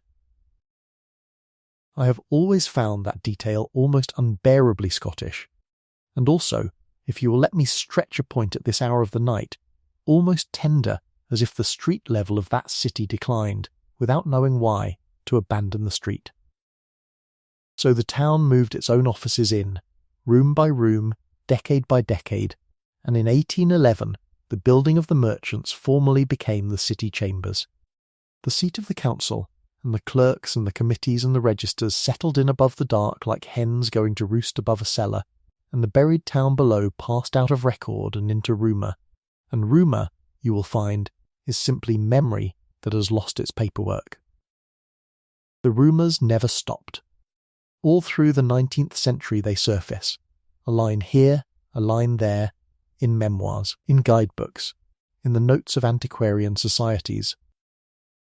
Old men who had been laddies at the building work in the 1750s told their grandchildren of streets left standing below, of doors and windows in the dark, and were smiled at. A guidebook of the 1830s speaks, with a shudder it clearly enjoyed manufacturing, of closes entombed entire beneath the seat of the magistracy, wherein it is said, the plague dead of a former age yet keep their dwellings, which is wrong in every checkable particular, and dead right in the one that matters, and its author had certainly never been below, for no one had. And twice in that century, before Drummond, the upstairs world put its hand on the sealed door without opening it, and both times let go. And the 2 lettings go tell you everything about how a city forgets, because neither one was a plot, and both were choices. The first was in November 1824, the week of the Great Fire, when the south side of the High Street burned for 2 days, tenements of 11 stories going up like stubble, the Tron Kirk steeple melting its bells. 400 families burned out of their homes, and the council sitting in emergency in its own chambers on the north side, with the glow on the ceiling of the room. And there exists, in the fire committee's papers, a single extraordinary memorandum from that week, unsigned, in a clerk's rapid hand, raising the question whether, should the fire cross the street. The ancient voids reported beneath these chambers might serve for the saving of the registers, the town's whole paper memory, charters, scenes, minutes, being then in mortal danger of the flame. Someone in the middle of a catastrophe remembered the buried street and thought of it, mark this, as a place of safety, as the one fireproof room in a burning city, the dead keeping the deeds. And the answer, scrawled beneath in another hand, is the whole 19th century in 9 words. The voids are not in use. Move the registers by cart. The fire did not cross, the carts were not needed, the memorandum went into a box, and the void stayed not in use, and I note only this, that in the town's darkest week since the visitation itself. When it groped in panic through its own memory for one safe place, the place its hand fell on was Maidlaw's Close, and then the panic passed, and the hand was withdrawn, and the forgetting resumed, as forgetting does the moment it stops being inconvenient. The second touch came in the 1840s, when the gas company's men were driving pipe trenches through the cellars of the mile, and a crew working under the north side broke through a cellar gable into standing dark that their candles could not bottom, and went in, 3 of them, a length of maybe 20 feet, and came out again quicker than they went, and what they had seen, by 2 candles, was the stump of a street, not ours, a neighbouring close, one of the several that sleep under that side, its truncated houses full of sand and rubble from the levelling, nothing so whole as what waited further east. But door frames, plainly, and a window with the glass in it, and a paved slope going down. They reported it to their foreman, who reported it to the company, who reported it to the town, and there was a flurry of 2 days, and then the matter was resolved in the classic manner of that practical age.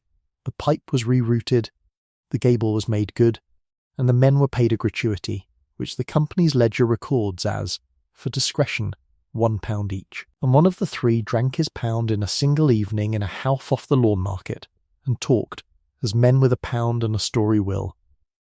And the tale of the street under the chambers ran the taverns for a season, got itself mixed with every bogle and body-snatcher yarn in the repertoire, and curdled into just another Edinburgh story, which is to say, into the safest place a truth can be hidden. For a fact dressed as a legend needs no wall at all. It guards itself, nobody checks it. And that, and I say it with a certain professional roux, is why a channel like mine exists. To go along the shelf of legends, tapping, listening for the ones that ring like masonry. That was the state of things Ewan Drummond inherited, though he did not know he was inheriting anything. The evening he took the keys from Petrie, the rumours were 60 years stale, the gasmen were dead, the memorandum of the fire week lay unread in its box, the guidebook shudder had been repeated so often it had worn perfectly smooth, and the lamp, the actual iron and pottery lamp of Agnes Purdy, hung in absolute darkness over a street that had become, to the city above it, a joke you told visitors, and a floor sank 1/4 of an inch. That is all it took, in the end. Not conscience, not scholarship, not the letters of the dead. Subsidence, a bookcase leaning, a clerk complaining, an insurer wanting a signature, and the whole patient machinery of accident brought the one man in Scotland who would not stop at the wall down the right stair with a lantern. And I have wondered all my life, and I will die wondering, and content to, whether that is providence, or whether that is only what accumulation looks like from inside one lifetime, the close waiting, if a place can wait, through failure, fire and gaslight, through 3 reprieves and 2 forgettings, for the 1/4 inch that would finally send for it. You may decide for yourself. At this hour I decide it differently every night I tell this. But I notice, and you will have noticed, that when the summons finally went down, it went down through the records room. Of all the floors in that great building that might have settled, the one that moved was the one that held the paper, as though the registers themselves had grown heavy with waiting. And I am aware that is not engineering, and fairly would cough at me, and I do not retract it. It was the memory of the town that sagged toward the street below it. The rest of this story is simply what happened when somebody finally went to see why. Now come back up with me, gently, 2.5 centuries in one breath, to the basement in 1897 and the 3 people sitting around the closed book, because everything in this story now depends on what those 3 did next, and the first thing they did was the thing I love them for. They went back down, that same night, all 3 of them, Isabel Tarrant in her shawl, carrying the Buick of the Visitation wrapped in oilcloth, down the cellar stair, through the broken brick, into the close, and they walked it again from the head, only this time they walked it with the roll, and the street that had been a marvel for a fortnight became door by door an address book. The carved marriage lintels above the doors, those pious old stones with 2 sets of initials and a date that you may still see all over the old town, gave up their scents one after another under the lantern as Isabel read the roll against them. Here at the 3rd door east, the initials of the cobbler and his wife, 1631, the same cobbler whose forms Tam had lifted and ranged back on their shelf. Here the vintner's house, and up its forestair, the painted room itself, vines and pomegranates, the room where the bairns of the close were schooled through a plague summer by a woman whose own husband lay dying below, and Tam Ogilvy, who had been docked an hour's pay for staring at that room, stood in it again, holding his cap. And here, at the foot of the mid-stair, a plain door under a worn lintel cut, with the letters AM and GM and the date 1615. Andro Marwood and Griselle his bride, the year she came into the close, and Ewan Drummond stood in front of that door a long while, and did not go in, and when Tam moved to enter he put out his arm, and Tam writes simply, "We did nae go in her house. It was nae ours to be in first," which will do very well as a definition of reverence until a better one comes along. At the mid-stair head they found the bracket, high on the wall where a lamp would throw its light both ways along the street, the iron of it worn silky where 5 generations of hands had reached up to it, and resting in the bracket still, where Agnes Purdy had set it in 1753, the cruce, the little boat-shaped lamp of black pottery, its spout smoked, its bowl long dry, with the ghost of the last oil gone to a lacquer film across the bottom, and Isobel Tarrant reached up and touched the rim of it with one finger, and said, to nobody in particular, 3 days, and there in the dark the 3 of them stood. At the exact point where the last light in Maidlaw's close had stood its watch and gone out, and I hope you are somewhere warm as you listen to this, because they were not, and they stayed anyway, and it was there by the empty lamp that Drummond told the other 2 what he had decided on the stair coming down, and what it was likely to cost them. He would not sign the certificate. Or rather, he would sign it, for the foundations were sound. Fairley was right about that much. The old work would carry the chambers another 2 centuries without complaint, but he would sign it only with an appendix, a full survey plan of the close, the inventory, the transcription of the Buick, and a formal recommendation, emptied into the public record of the Dean of Guild Court, where no future clerk could quietly rule it out, that the remains beneath the city chambers be surveyed, recorded, and preserved as the lair, his word, borrowed from a session clerk 250 years dead, of 70 named burgesses and indwellers of this city, deceased under quarantine, 1645. Attached to a foundation certificate, that appendix could not be filed away as a crank's letter.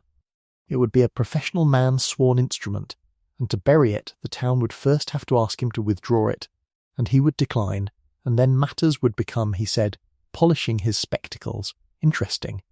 Isabel Tarrant said that if the Buick was to be transcribed, it would be transcribed properly, by the only person living who could read Symington's contractions, and that she believed her superior upstairs was about to enjoy a fortnight of remarkably restful afternoons. Tam Ogilvy said nothing at all, but the next morning he arrived at the chambers with his own camera, a battered quarter-plate thing he had bought third-hand from a bankrupt studio in Leith, and a box of magnesium ribbon for flash, and if you have ever wondered who took the photographs, the ones the archivist wept over in 1950, the 14 silver-grey plates of a buried street lit for a 50th of a second each in a burst of white fire. A chainman took them, on his own shillings, in his own time, because, as he put it in the threepenny notebook, paper can be scored oot. But I never heard o' naebody scoring oot a photograph, and for 11 days the three of them worked like that, below and above, the plan, the plates, the transcription, a little company of the stubborn against the whole grain of a Jubilee city, and on the 12th day, as it had to, the grain pushed back. It pushed back in 2 ways. One loud, one quiet, and the loud one wore ink. Somewhere in the chambers a tongue had loosened, tongues always do, and on the Saturday there appeared in an evening paper, under the byline of one Chalmers, a paragraph of the kind that Edinburgh has always done supremely well, mock modest, mock solemn, lethal, reporting that certain gentlemen of the council, not content with governing the city, had taken to mining beneath it, that a surveyor of hitherto sober reputation was said to have found Pompeii under the town clerk's floorboards, and that the ratepayers would doubtless be gratified to learn they were financing a goblin hunt, the whole thing ending with the sentence, "We are assured the dead of the Middle Ages are in no danger of eviction, the rates in that quarter being famously low." It was very funny. Half the clubs of the new town read it aloud over breakfast. And it did exactly what such paragraphs are written to do. It made the thing impossible to discuss seriously, so that men who might have wavered toward Drummond now could not do so without feeling the laugh settle on them. And if you want to know how a city's memory is actually policed, it is rarely a conspiracy and usually a joke. One good joke at the right moment, and doors close all along the street of the mind, softly, one after another, and no order was ever given. The quiet push came on the Monday, and it was Rennie, and because he was Rennie, it was done face to face, in his own chamber, with tea. He had read the paragraph, of course. He had also, and this Drummond had not expected, read the transcription. The whole of it, the session having no secrets from the Dean of Guildcourt, and he received Drummond standing, and what he said, Drummond set down that evening as near verbatim as his memory could carry, and I will give you the heart of it, because it deserves to be heard fairly. You have found something true, Miss Drummond, and I do not dispute a line of it. I have read the woman's letter. I have read what the clenger answered at the gate. I am not made of the stone you take me for, and I will tell you a thing now that is not for repeating. My own 2 bairns died of the cholera in a close off the West Bow, in 1 week, in '66, and I have never once gone back down that close, and I never shall, and no man calls me the poorer for it. A city is the same. There are streets it does not go back down. We honour our dead, sir, by building a town where nothing like that book of yours can ever need to be written again, with light and water and air, and I have spent my whole office at it. We do not honour them by keeping a plague pit under the seat of government and selling tickets. The wall goes back up within the month. The certificate I require of you is the certificate of the foundations. File your appendix if you must. The court cannot refuse it, but I promise you it will lie unread, for I will neither act upon it nor speak of it again. And in 20 years, Mr. Drummond, you will be an old man with a curiosity, and I will be dead, and the town will remember neither of us, and the floor of the records room, which is what all this began with, will be level. Good day to you. And the terrible thing, Drummond wrote that night, is that he is not wrong about any single part of it, and he is wrong altogether, and I cannot yet put words to the difference, and until I can, I have no right to spend Miss Tarrant's post and Ogilvy's savings on my own certainty. So there is your deadlock, and it is a real one, not a stage one. A good man guarding a wound against a careful man guarding a fact. And while it stood, Isabel Tarrant, who had listened to Drummond's account of the interview with her glasses off, which Tam had learned to recognise as her highest pitch of attention, went home to her lodgings and sat by her fire, and did what she always did with a locked door, which was to stop pushing at it and go and look for the other memory, and this time the other memory was not a book. It was blood. The roll of the removals had given her the name Purdy. The visitation book had given her Marwood and Rotterdam, and the sign of the Golden Anchor and Isobel knew, as every keeper of records in that age knew, that the Scots Kirk in Rotterdam had kept its registers beautifully for 3 centuries, and that antiquarian gentlemen had lately been printing them, and she spent 2 evenings with the printed volumes at the Signet Library, and there they were. Ninian Marwood, merchant, married 1651. Eupham Marwood married 1657 to a Greenock man, a shipmaster named Cameron, and gone home with him to the Clyde. Effie had come back to Scotland after all, just to the other coast of it, and the line ran on through the Greenock registers plain as a wake behind a ship, shipmasters and shipwrights and one minister, generation by generation, until 1801, when a Cameron of that line with his wife and his mother's sea chest took passage from Greenock on an emigrant brig for Pictou in Nova Scotia, where the Highland ships had been landing Scots by the thousand on a shore already so full of them that they preached in Gaelic, and the trail for Isobel went over the horizon there, as it went over the horizon in those years for half the families in Scotland.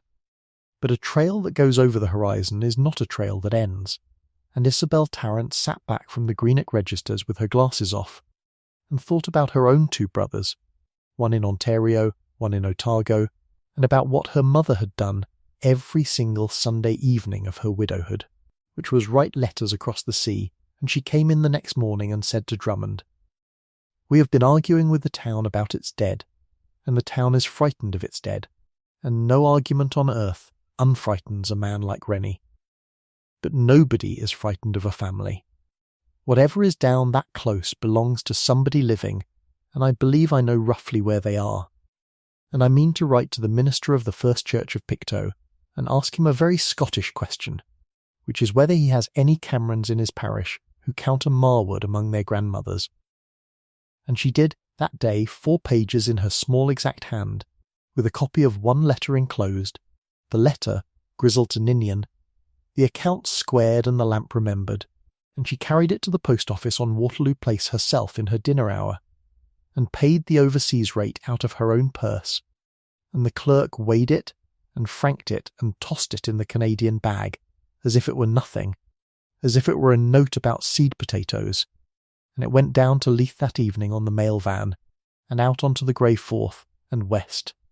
And I always think, when I reach this part of the story, of how it must have looked from the outside, 1 envelope among 10,000 in the hold of a steamer butting across the North Atlantic in the gales of late autumn, and inside it, folded small, a dead woman's voice going out at last, 252 years late, to find her family. It found them. But while it was finding them, the month Rennie had allowed was running out, and the mason's contract for the resealing was let, and the bricks, there is a receipt, were carried down the cellar stair and stacked at the head of Maidlaw's Close in the first week of December, 1897, 7,000 of them. Waiting, the telegram came on the 17th of December. 1897, and it is pasted, the actual flimsy, into the back of Isobel Tarrant's letter book, 11 words, from the manse of the First Church of Pictou, Nova Scotia. And the 11 words are these: "Your letter received. The family is here. The thimble also. Writing. The thimble also." Isobel read it standing at her basement counter, Tam tells us, and then she sat down on her high stool and read it again. And then she did something Tam had never seen her do in 3 months of the hardest work of all their lives.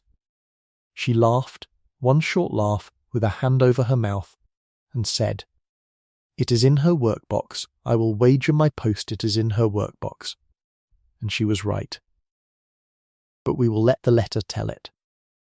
Because the letter, when it came up the mile from Leith on the 9th of January, 1898, addressed in a strong round hand to Miss I, Tarrant, Keeper of Records, Edinburgh, Scotland, Old Country, turned out to be from no minister.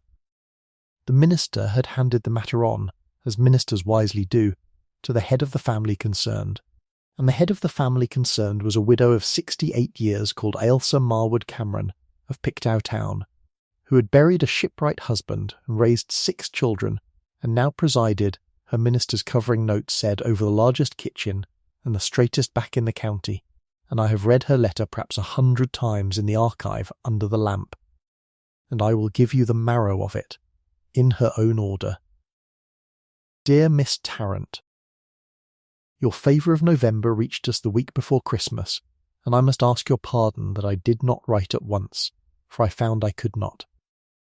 You will know why when I tell you that the silver thimble has been in our family time out of mind, and comes always to the eldest daughter at her marriage, and came so to me in this very town in the year 52, and my grandmother, giving it, said what her grandmother had said to her, that it came over the sea from Scotland with the first of us, and was a mother's gift for the wife my son will some day have, and that the letters on it were GM, and that no one now living knew who GM had been, only that she was ours, and we were hers, and the thimble was never to be sold, pawned, nor lost, though all else went. Miss Tarrant, we did not even rightly know the town. Some said Glasgow. And now comes your letter out of the winter post, with her own words in it, and I have learned in my 69th year my grandmother's grandmother's grandmother's name, and read the letter she made on her deathbed for her son, and I have to tell you that we have kept her charge and not known it. For the thimble has gone to a working wife every generation since, seamstresses and net menders and one schoolmistress, women that worked, every one, and when I read out that line at my kitchen table that she may know she comes of women who worked, my eldest granddaughter that has the thimble promised her, put her head down on the table and grat. And she is not a crying woman. None of us are. You ask in your letter what the family would wish done regarding the street. I have taken counsel with my sons and my minister and my own heart, and I will answer you plainly, for I am too old to answer any other way. We do not ask that anything be opened. Let her lie where her neighbours laid her. She chose that town, and it is hers. But sir, or madam rather, a family that keeps a thimble 250 years will not understand a city that cannot keep a name. Write them down. That is all we ask, in Picto, where half of us cannot visit our own grandfathers' graves in the old country, and never shall. Write the names down where they can be found, and tell whoever keeps the wall that the family of Grizzle Marwood is content, and minds her still, and sends its duty and its thanks to the men that found her and the woman that wrote. Yours very truly, Ailsa Marwood Cameron. Her own words in it. Write them down. Now the masons were due at the chambers on the 10th of January, and this letter came up from Leith on the 9th, and you may believe that timing or not as you please, I have long since stopped arguing with the postal service of Providence. Isabel Tarrant read it once alone, once aloud to Drummond and Tam in the basement, and then she did the boldest thing of her quiet life. She did not request an interview with the Dean of Guild. She put on her good hat, walked up the mile to the chambers, past Petrie, who had not the nerve to stop her, straight into the outer room of Rennie's court in the middle of the morning session, and when he came out at the recess with his robe over his arm, she stood in his way, all 5'0" of her, held out the pages and said, according to Tam, who had followed her at a run and stood terrified in the doorway with his cap in his hands, only this. You told Mr. Drummond his appendix would lie unread, Dean Rennie, and perhaps it will. But this is not his writing.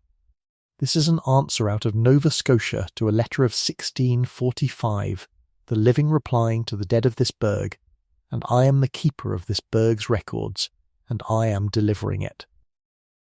Halbert Rennie looked at her for a long moment, took the pages, and went back into his chamber without one word, and the door shut, and the morning session of the Dean of Guild Court resumed a quarter of an hour late, which had not happened, old men said, since the police fire. And at 4 o'clock that afternoon a clerk came down to the basement with a note in Rennie's own hand, and the note said, "The work ordered for the 10th is stayed until further order of this court. I will see the close myself. Have lights. H.R. Have lights." They had lights. On the morning of the 11th of January, 1898, 6 people went down the cellar stair of the city chambers, through the opening in the Victorian brick, into Maidlaw's Close, and I will name them for you the way Symington would have wanted, spelled right. Ewan Drummond, surveyor. Isabel Tarrant, keeper of records in all but title. Tam Ogilvy, chainman, carrying the lamps of the expedition as he had carried them from the first. Mungo Fairley, Berg engineer, who had asked awkwardly the evening before whether he might come, and had been welcome. Halbert Rennie, Lord Dean of Guild, and, at Rennie's own instruction, which nobody had foreseen and nobody ever explained, the sixth, a boy of 14, his grandson Davy in his school scarf. Because, the Dean said gruffly at the head of the stair, the whole trouble with walls is that men my age build them, and boys his age are never told what they keep. And then he went down first, before his own lantern. Like a man going into a church. They walked it all. Drummond led, saying almost nothing, letting the street itself do the speaking, and it spoke.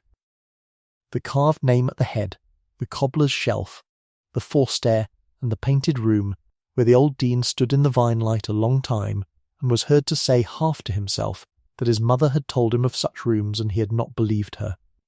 The lintel at the foot of the mid-stair, AM and GM 1615, where Isabel read aloud, by lamplight, from her own transcription, the entry of the 6th of June, fair morning, the sickness is come to the closs, and the whole party stood uncovered, and young Davy asked, in the direct way of 14, whether the lady of that house was the one whose letter had come from Canada, and was told yes, and looked a long time at the door and said nothing, being, I suspect, about the business of never forgetting it.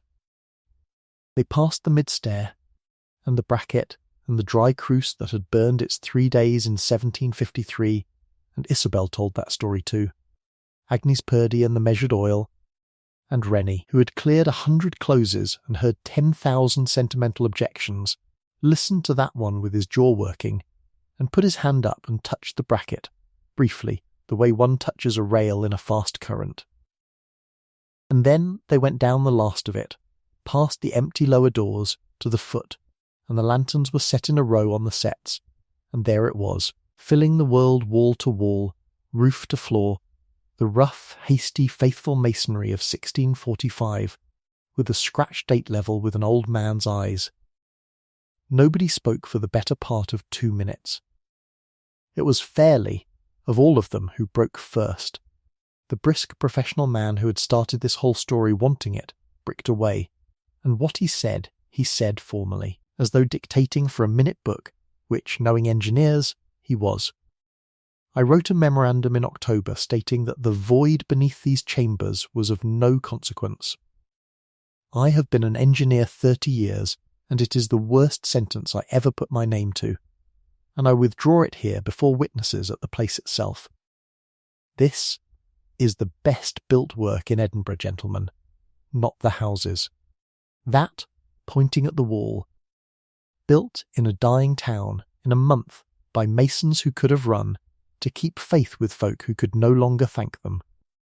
Of no consequence. God forgive the trade. And then Halbert Rennie took off his hat, and every account we have, Drummond's, Tam's, and the one Davy Rennie wrote 60 years later as an old man for a historical society, agrees on the order of what followed, though they differ, as honest witnesses always do, in a word here and there. The Dean of Guild stepped up to the wall alone, and stood before the scratched year with his hat against his chest, and read it, and then he turned round to face them all, with a lantern light coming up at him, an old, broad, silver-whiskered man against a wall of the dead. And he said, I have been 30 years pulling down the old town to save the living, and I would do it all again, every stone, saving one error, and I will say the error aloud, since this is a court, and I am the head of it, and it is sitting. I taught this city that the way to honour its hard past was to stop looking at it. I was wrong about this. A city that will not look becomes a city that cannot find, and a city that cannot find, when the living come asking, has robbed its own bairns to spare its own eyes, and I nearly did it here, this month, with 7,000 bricks. Mistress Cameron of Pictou asks us to write the names down. The court grants it. Write them down, Miss Tarrant, all 70, in the great register, with this day's date. And let it be minuted that the Dean of Guilds stood at this wall uncovered, and was answered by it, and had nothing to say in his own defence but that he had built with his back to it, believing that was mercy. It was not mercy. It was only silence with a good conscience. And stone does not forget. It only waits to be asked. He put his hat back on, and was the plain brisk Dean again inside a minute, asking fairly hard questions about ventilation and props.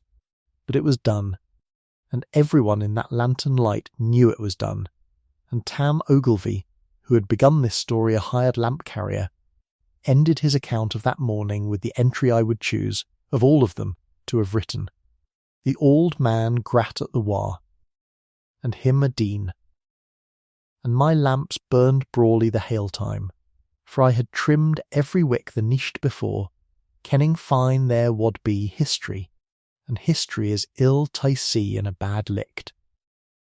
Now I must be honest with you about what happened next, because if this were an invented story, the wall would come down, and the close would fill with electric light and turnstiles.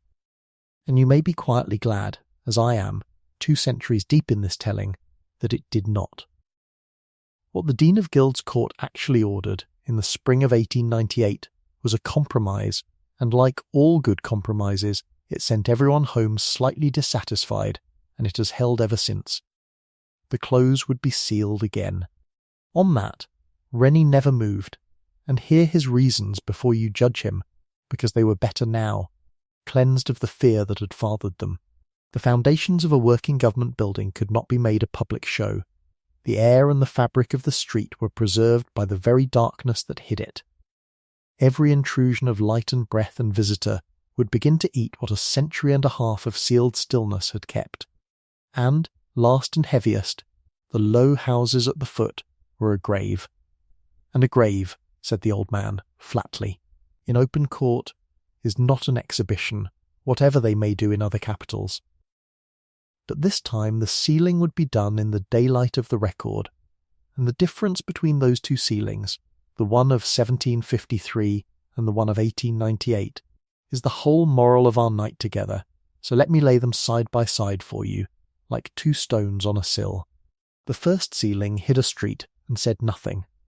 The second sealing closed a street and said everything, and it said it in 5 registers at once. Item, Drummond's survey plan, every door, every stair, every room, levelled and chained and drawn out fair at scale, was entered in the records of the Dean of Guild Court, where it lies tonight, and a certified copy in the Burgh archives, and a second copy, at Rennie's own charge, in the library of the Society of Antiquaries. Item, Tam Ogilvy's 14 photographic plates were printed, mounted, captioned in Isabel Tarrant's hand, and bound as an album into the record, the first photographs ever entered in that court's minutes. And the clerk objected there was no precedent, and Rennie said then the court would make one, for paper can burn, and he wished this witnessed in more materials than one. Eatham, the Buick of the Visitation, Gideon Symington's book, was deposited by the Kirk Session on permanent loan to the Burgh archives, rebound, boxed, and catalogued under its own name at last. And Isabel Tarrant wrote the catalogue entry herself, and permitted herself one unprofessional flourish at the end of it, which the curious may find there still, 4 words after the shelf mark. Kept, as he kept. Item, the roll of the 70 was copied fair into the great register of the Burgh's dead, each name, age, trade and door, with the date of the court's order in the margin, so that no researcher hunting any one of those families could ever again pass through the records of Edinburgh and find silence where their people lay. And item, the last, the one the town liked best, and I confess I liked best too, the scored-out minute of 1645, the line a frightened council had ruled through its own act of mercy, was not erased. You cannot and must not erase a record. But beneath it, by order of the court, a note was entered in red ink, in the margin of the original volume, and it reads, "The matter here deleted is restored at length in the minutes of this court for January 1898, which see. 253 years between a debt and its footnote, but the books of a city, if the city is lucky in its servants, do balance in the end." And Chalmers. You have not forgotten Chalmers, the paragraph, the goblin hunt, the famous joke. In February of 98, with the court's leave and Rennie's blessing, which tells you everything about how the wind had turned, Drummond took him down. Just the two of them and Tam with the lamps, no notice, no favours, and the journalist who had made half the new town laugh over its breakfast walked the length of Maidlaw's Close in a silence that Tam describes with relish as no like him at all, and stood at the wall at the foot with his hat in his hand like everybody else, and came up and went to his office, and wrote the column that is the reason anyone outside a courtroom or an archive ever heard this story at all. It ran the last week of February under the plainest headline of that paper's gaudy decade, The Street Under the Chambers, and it began with a public retraction of his own paragraph, word by word, like a man paying a debt he is not ashamed of any more, and it told the whole of it, the close, the plague, the gates, the bread at the common charge, the clenger who whistled, the widow's letter, the lamp of Agnes Purdy, the thimble in Nova Scotia, and it ended with a sentence that Edinburgh quoted for a generation and that I will let stand as the professional's verdict on this whole affair, since I am hardly impartial. I went below to laugh at the council's folly, and I have come up having attended, 250 years late, the finest funeral this city ever held, and I find the joke was mine, and it was on me, and I will not be going back down, and I will never again walk the mile without hearing my own footsteps answered.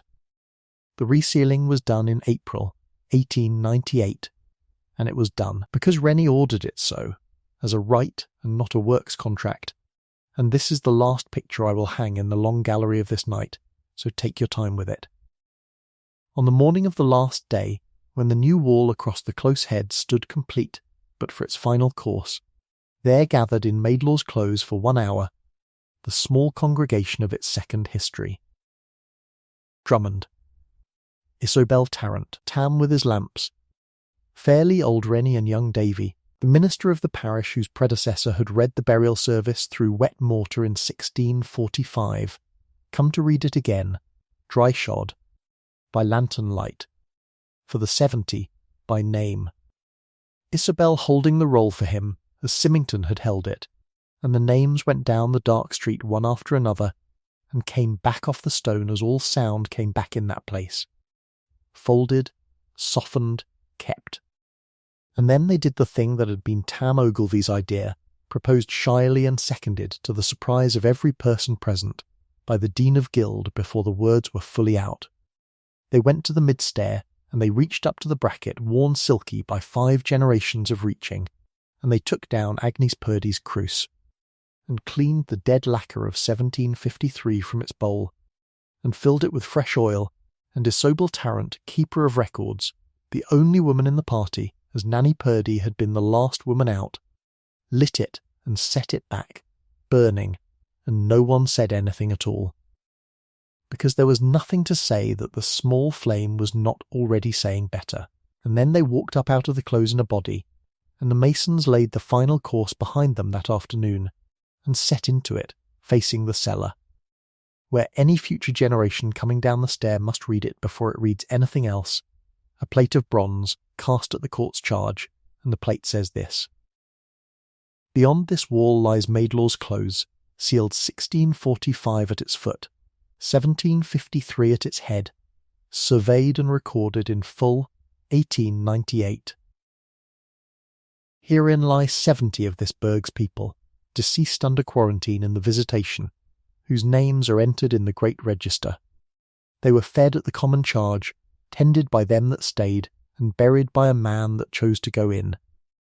The street is theirs, the memory is yours, and underneath, small, at the corner, where you would almost miss it, 1 line more, and nobody ever formally minuted whose idea that line was. Though the drafts of the inscription are in Drummond's hand, and the edition is not, and Isobel Tarrant's letterbook is missing a page for that week, make of it what you will. The lamp is kept. 3 days the oil lasted, you are thinking, and then the dark came back, and you are right, and they knew it, and that is not what the line means. The line means what Ailsa Cameron's family meant, keeping a thimble no one could explain. It means what 100 years of stairhead housewives meant, trimming a wick for a reason worn smooth. Some lights are kept burning and some are kept.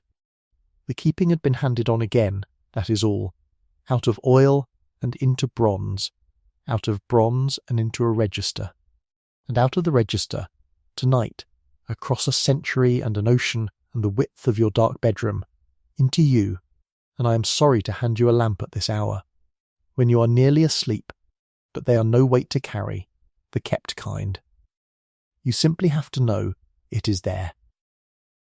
As for the thimble, it never came back over the sea, and it never should. Isabel Tarrant and Ailsa Cameron wrote to one another, season by season, for 9 years, to exact, upright, working women with an ocean between them and one dead merchant's widow in common, and the letters are in the archive, both sides, for Ailsa's family gave theirs back to Edinburgh in the 1930s, and among them is the one where Ailsa describes what Pictou did when Chalmers' column, reprinted in the colonial papers as such columns were, reached Nova Scotia 6 weeks after it ran.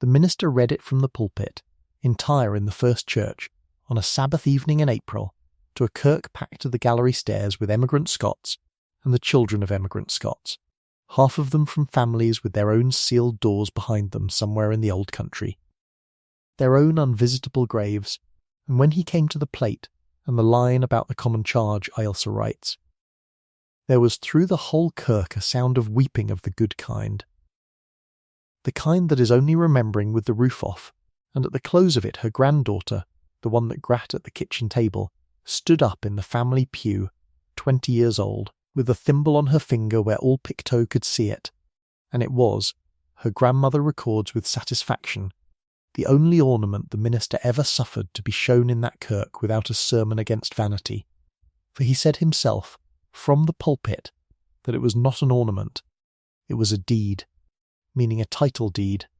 meaning proof of belonging, and he was right.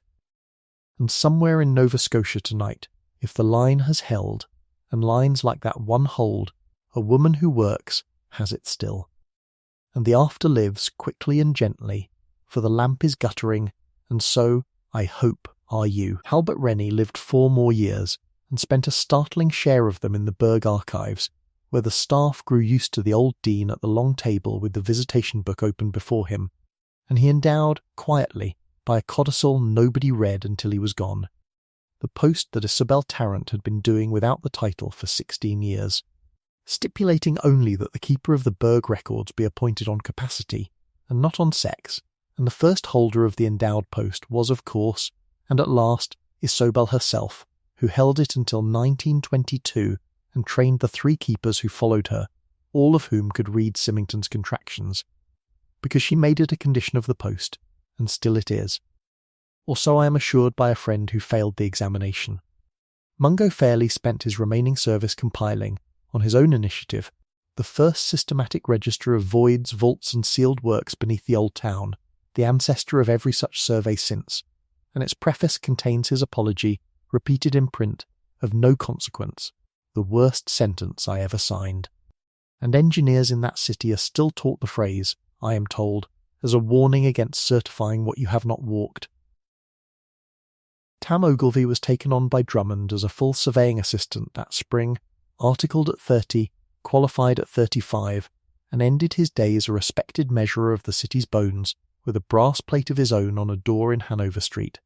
And he kept the 3-penny notebooks all his life, 17 of them by the end, and left them to the archive with a note on the top one saying, for Miss Tarrant's shelf, she kens fine why, and his camera stands today, I have seen it.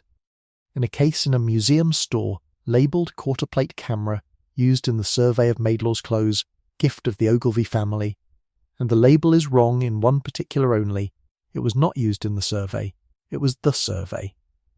The part of it that no one can ever score out. And Ewan Drummond, who began this story ordered to say nothing about a wall, signed his certificate, foundation sound, appendix attached, and the appendix was read after all, read into the court's record entire, at Rennie's motion, and Drummond practised another 19 years, and turned down the presidency of his professional body twice. and never in his life gave a public lecture about the close, though he was asked annually until he died, because, he wrote to Isabel, "The close is not an anecdote, and I will not make it one. It is a street where I was a guest, and a man does not dine out on his hosts." But every year, on the 11th of January, the date the 6 of them went down. He walked the length of the Royal Mile in the evening, from the castle to the palace, whatever the weather. And his housekeeper, who outlived him and told the story, said he always stopped a while on the north pavement opposite the chambers, by the Mercat Cross, and stood looking at the great lit building with his hat in his hand, in the crowd unnoticed. An old man being polite to a doorway no one else could see, and then put his hat back on and walked home to Dundas Street.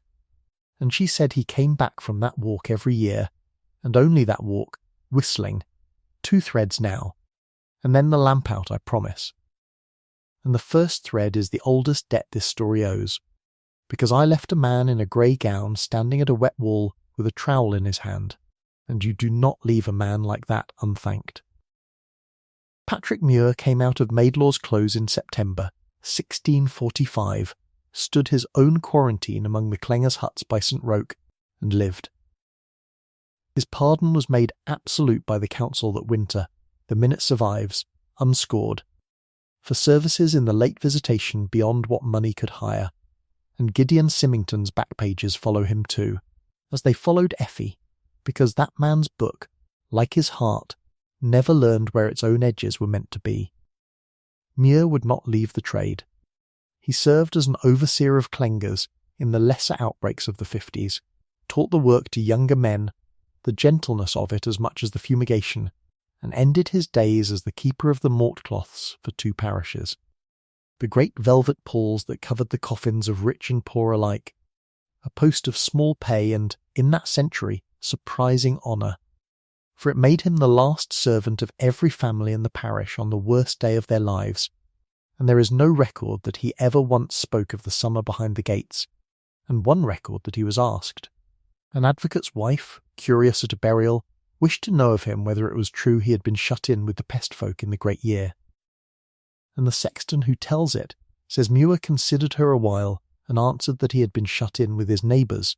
"Madam, the pest was merely there at the same time," and went on folding the cloth. He died in 1681, aged 69, and the 2 parishes shut their shops for his burial, and if his grave was ever marked, the stone is gone, and it does not matter in the least, because you know where his monument is.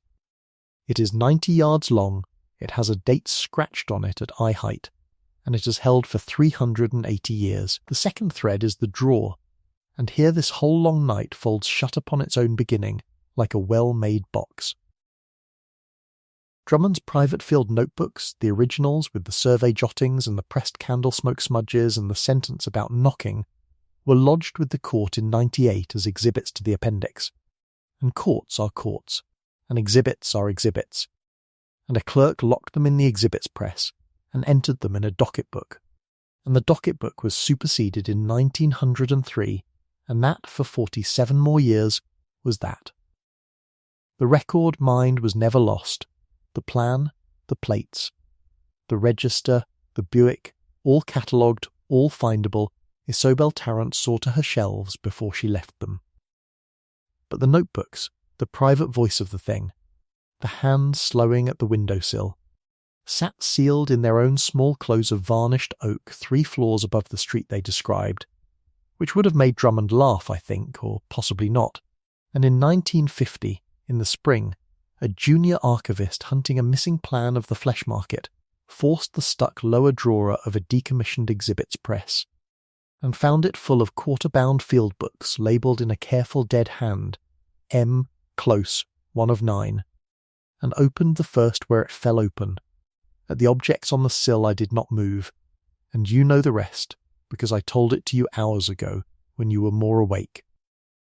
He read 10 pages standing, 10 sitting on the floor, and walked out onto the Royal Mile and stared at the pavement. And then, being an archivist, he did the correct thing, he catalogued them, with the rest, where they belong, and they are there now. His name was Norman Kilgour, the junior archivist of the stuck drawer, and he deserves his paragraph too, because he was the fourth keeper trained in Isabel Tarrant's line, examined in Symington's contractions like all of them, and he spent the 3 years after his find assembling the whole of it, the buick, the plan, the plates, the court minutes, the letter books, the notebooks, into one connected account, which was published in 1953 by the Old Town's Historical Society in an edition of 500 copies bound in grey under the title The Street Under the Chambers, Chalmers headline.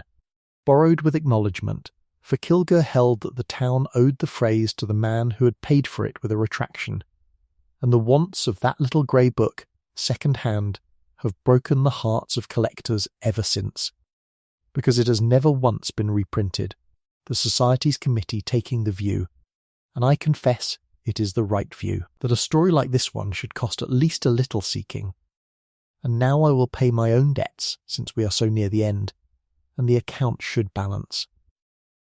I told you at the start of our night that my grandmother was born off the Canongate, and took ship for Canada, and said that Edinburgh folk abroad dream in stone. What I did not tell you is that on the shelf of her kitchen in Ontario, between the Bible and the shortbread tin, there stood a grey book, number 211 of 500, and she never said where she got it, only that a man in the archives had been kind to her people once when kindness was wanted, and on the winter nights of my boyhood she would take it down and read me the Fortnight of the Gates, and the Top, and the Letter, always those three, in that order, and shut the book always at the same place, before the dying, saying the rest would keep till I was older, and she was right, it kept. It is on my own shelf tonight, 11 strokes of chalk from where I sit. So when I tell you that a story is a lamp handed on, I am not reaching for a figure of speech. I am describing the object beside my tea, and every episode I ever make on this channel is, one way or another, me at 70 trying to be a grey book on somebody's far-off shelf. And you may sleep through the ends of them with my blessing. My grandmother would say you were only proving the method sound. And the close itself. It is still there. That is not a flourish. It is a statement of civic fact, and to my mind it is the best sentence in the entire tale. Under the north side of the Royal Mile, under the floors where the city is governed, behind Fairlie's props and Rennie's wall and the bronze plate gone green as a beech leaf, Maidlaw's Close stands tonight exactly as you have seen it, the carved name, the 20 doors, the painted vines keeping their colour in the perfect dark, the cobbler's forms in their row, the cradle, the patterns, the small shoe and the wound top on the sill 2 doors up from the mid-stair, the cruce in its bracket, long burned out, never removed, and at the foot, wall to wall, the headstone of 1645 with its scratched year. And behind that, in the 3 houses cut into the rock, 70 people of this city, named in its register, sleeping in the oldest bedroom in Edinburgh. The order of the court has been reviewed, I am told, 3 times since, in 1952, in 1988, and at the centenary when a small party went down for 1 hour with the successor of Fairlie's register under one arm, checked the props, read the plate, added a line to the minutes and came away, and each time the ruling has been the same, recorded, preserved, closed. And I hope it is always the same, and I will tell you a secret. Half the reason I hope so is Ailsa Cameron's letter. Let her lie where her neighbours laid her, and the other half is purely selfish. For as long as one street under Edinburgh keeps its dark, there is one place in this loud, lit, explaining world about which everything is known and nothing is disturbed. And I find I sleep better in a world with such a place in it. And I suspect, since you have stayed with me to the end of this, that you are the same kind of sleeper. The family came back once to stand on top of it. In 2009, a woman from Nova Scotia, a schoolteacher, retired, the great-great-granddaughter of the granddaughter who stood up in the Pictou Kirk, wrote ahead to the city archives, was received as Marwoods are kindly, read the buick with white gloves on, held the letter book, laughed and wept in the correct places, and then was walked out onto the Royal Mile by the keeper of the records to the north pavement by the Mercat Cross, Drummond's spot, though nobody has ever had to be told that is the spot. People find it. And she stood there in the drizzle among the tour groups and the buses with her hand flat on her coat, and inside the coat, on a ribbon round her neck, because some things you do not trust to hotel safes, was the thimble, home for a fortnight after 261 years, and she stood there a long time, the keeper told me. And the crowd went round her the way crowds go round the one standing still, and none of them knew, and that is the picture I would leave you with, except that it is not quite the last one. So here we are, you and I, at the foot of it all, and the fire is low, and before I put the light out I will ask you what I always ask, gently, no need to stir. How is it with you? Tonight, now that you have been down the close and up again, whatever you carried down there with you, I hope it sits a little lighter.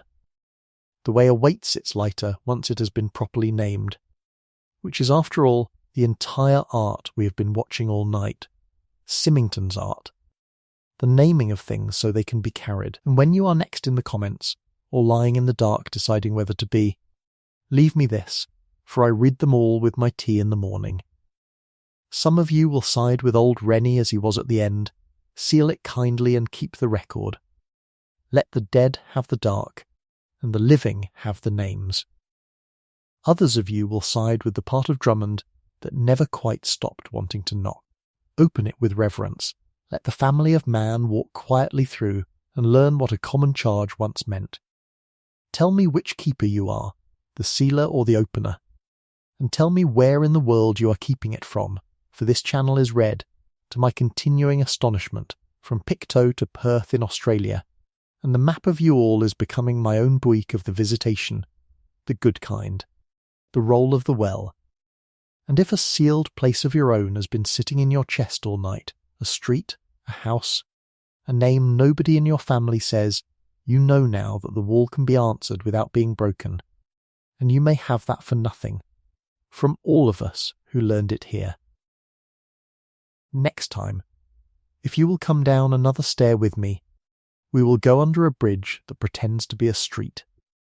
The great arches of the South Bridge, 19 of them, sealed one by one within living memory of their building, and I will tell you what the lamplighters found in the 18th arch, and why the city said, for 150 years, that there was nothing under there at all. Bring a candle. The lamp now, then, it is out. But the close is not dark, not truly, not any more, because the dark down there is the kept kind now, the registered kind, the kind with its name written where the living can find it, and somewhere under the north pavement, past the brick, past the bronze, down the worn sets, 2 doors up from the mid-stair, on a stone sill in the stillest air in Scotland, a small shoe with a pewter buckle sits beside a wooden top, its string wound, ready and above them, 60 feet and 3 centuries up, the late buses go along the Royal Mile with their lit windows, and the rain polishes the cobbles, and the city, which knows at last exactly what it is standing on, stands and sleeps, and so may you. Good night.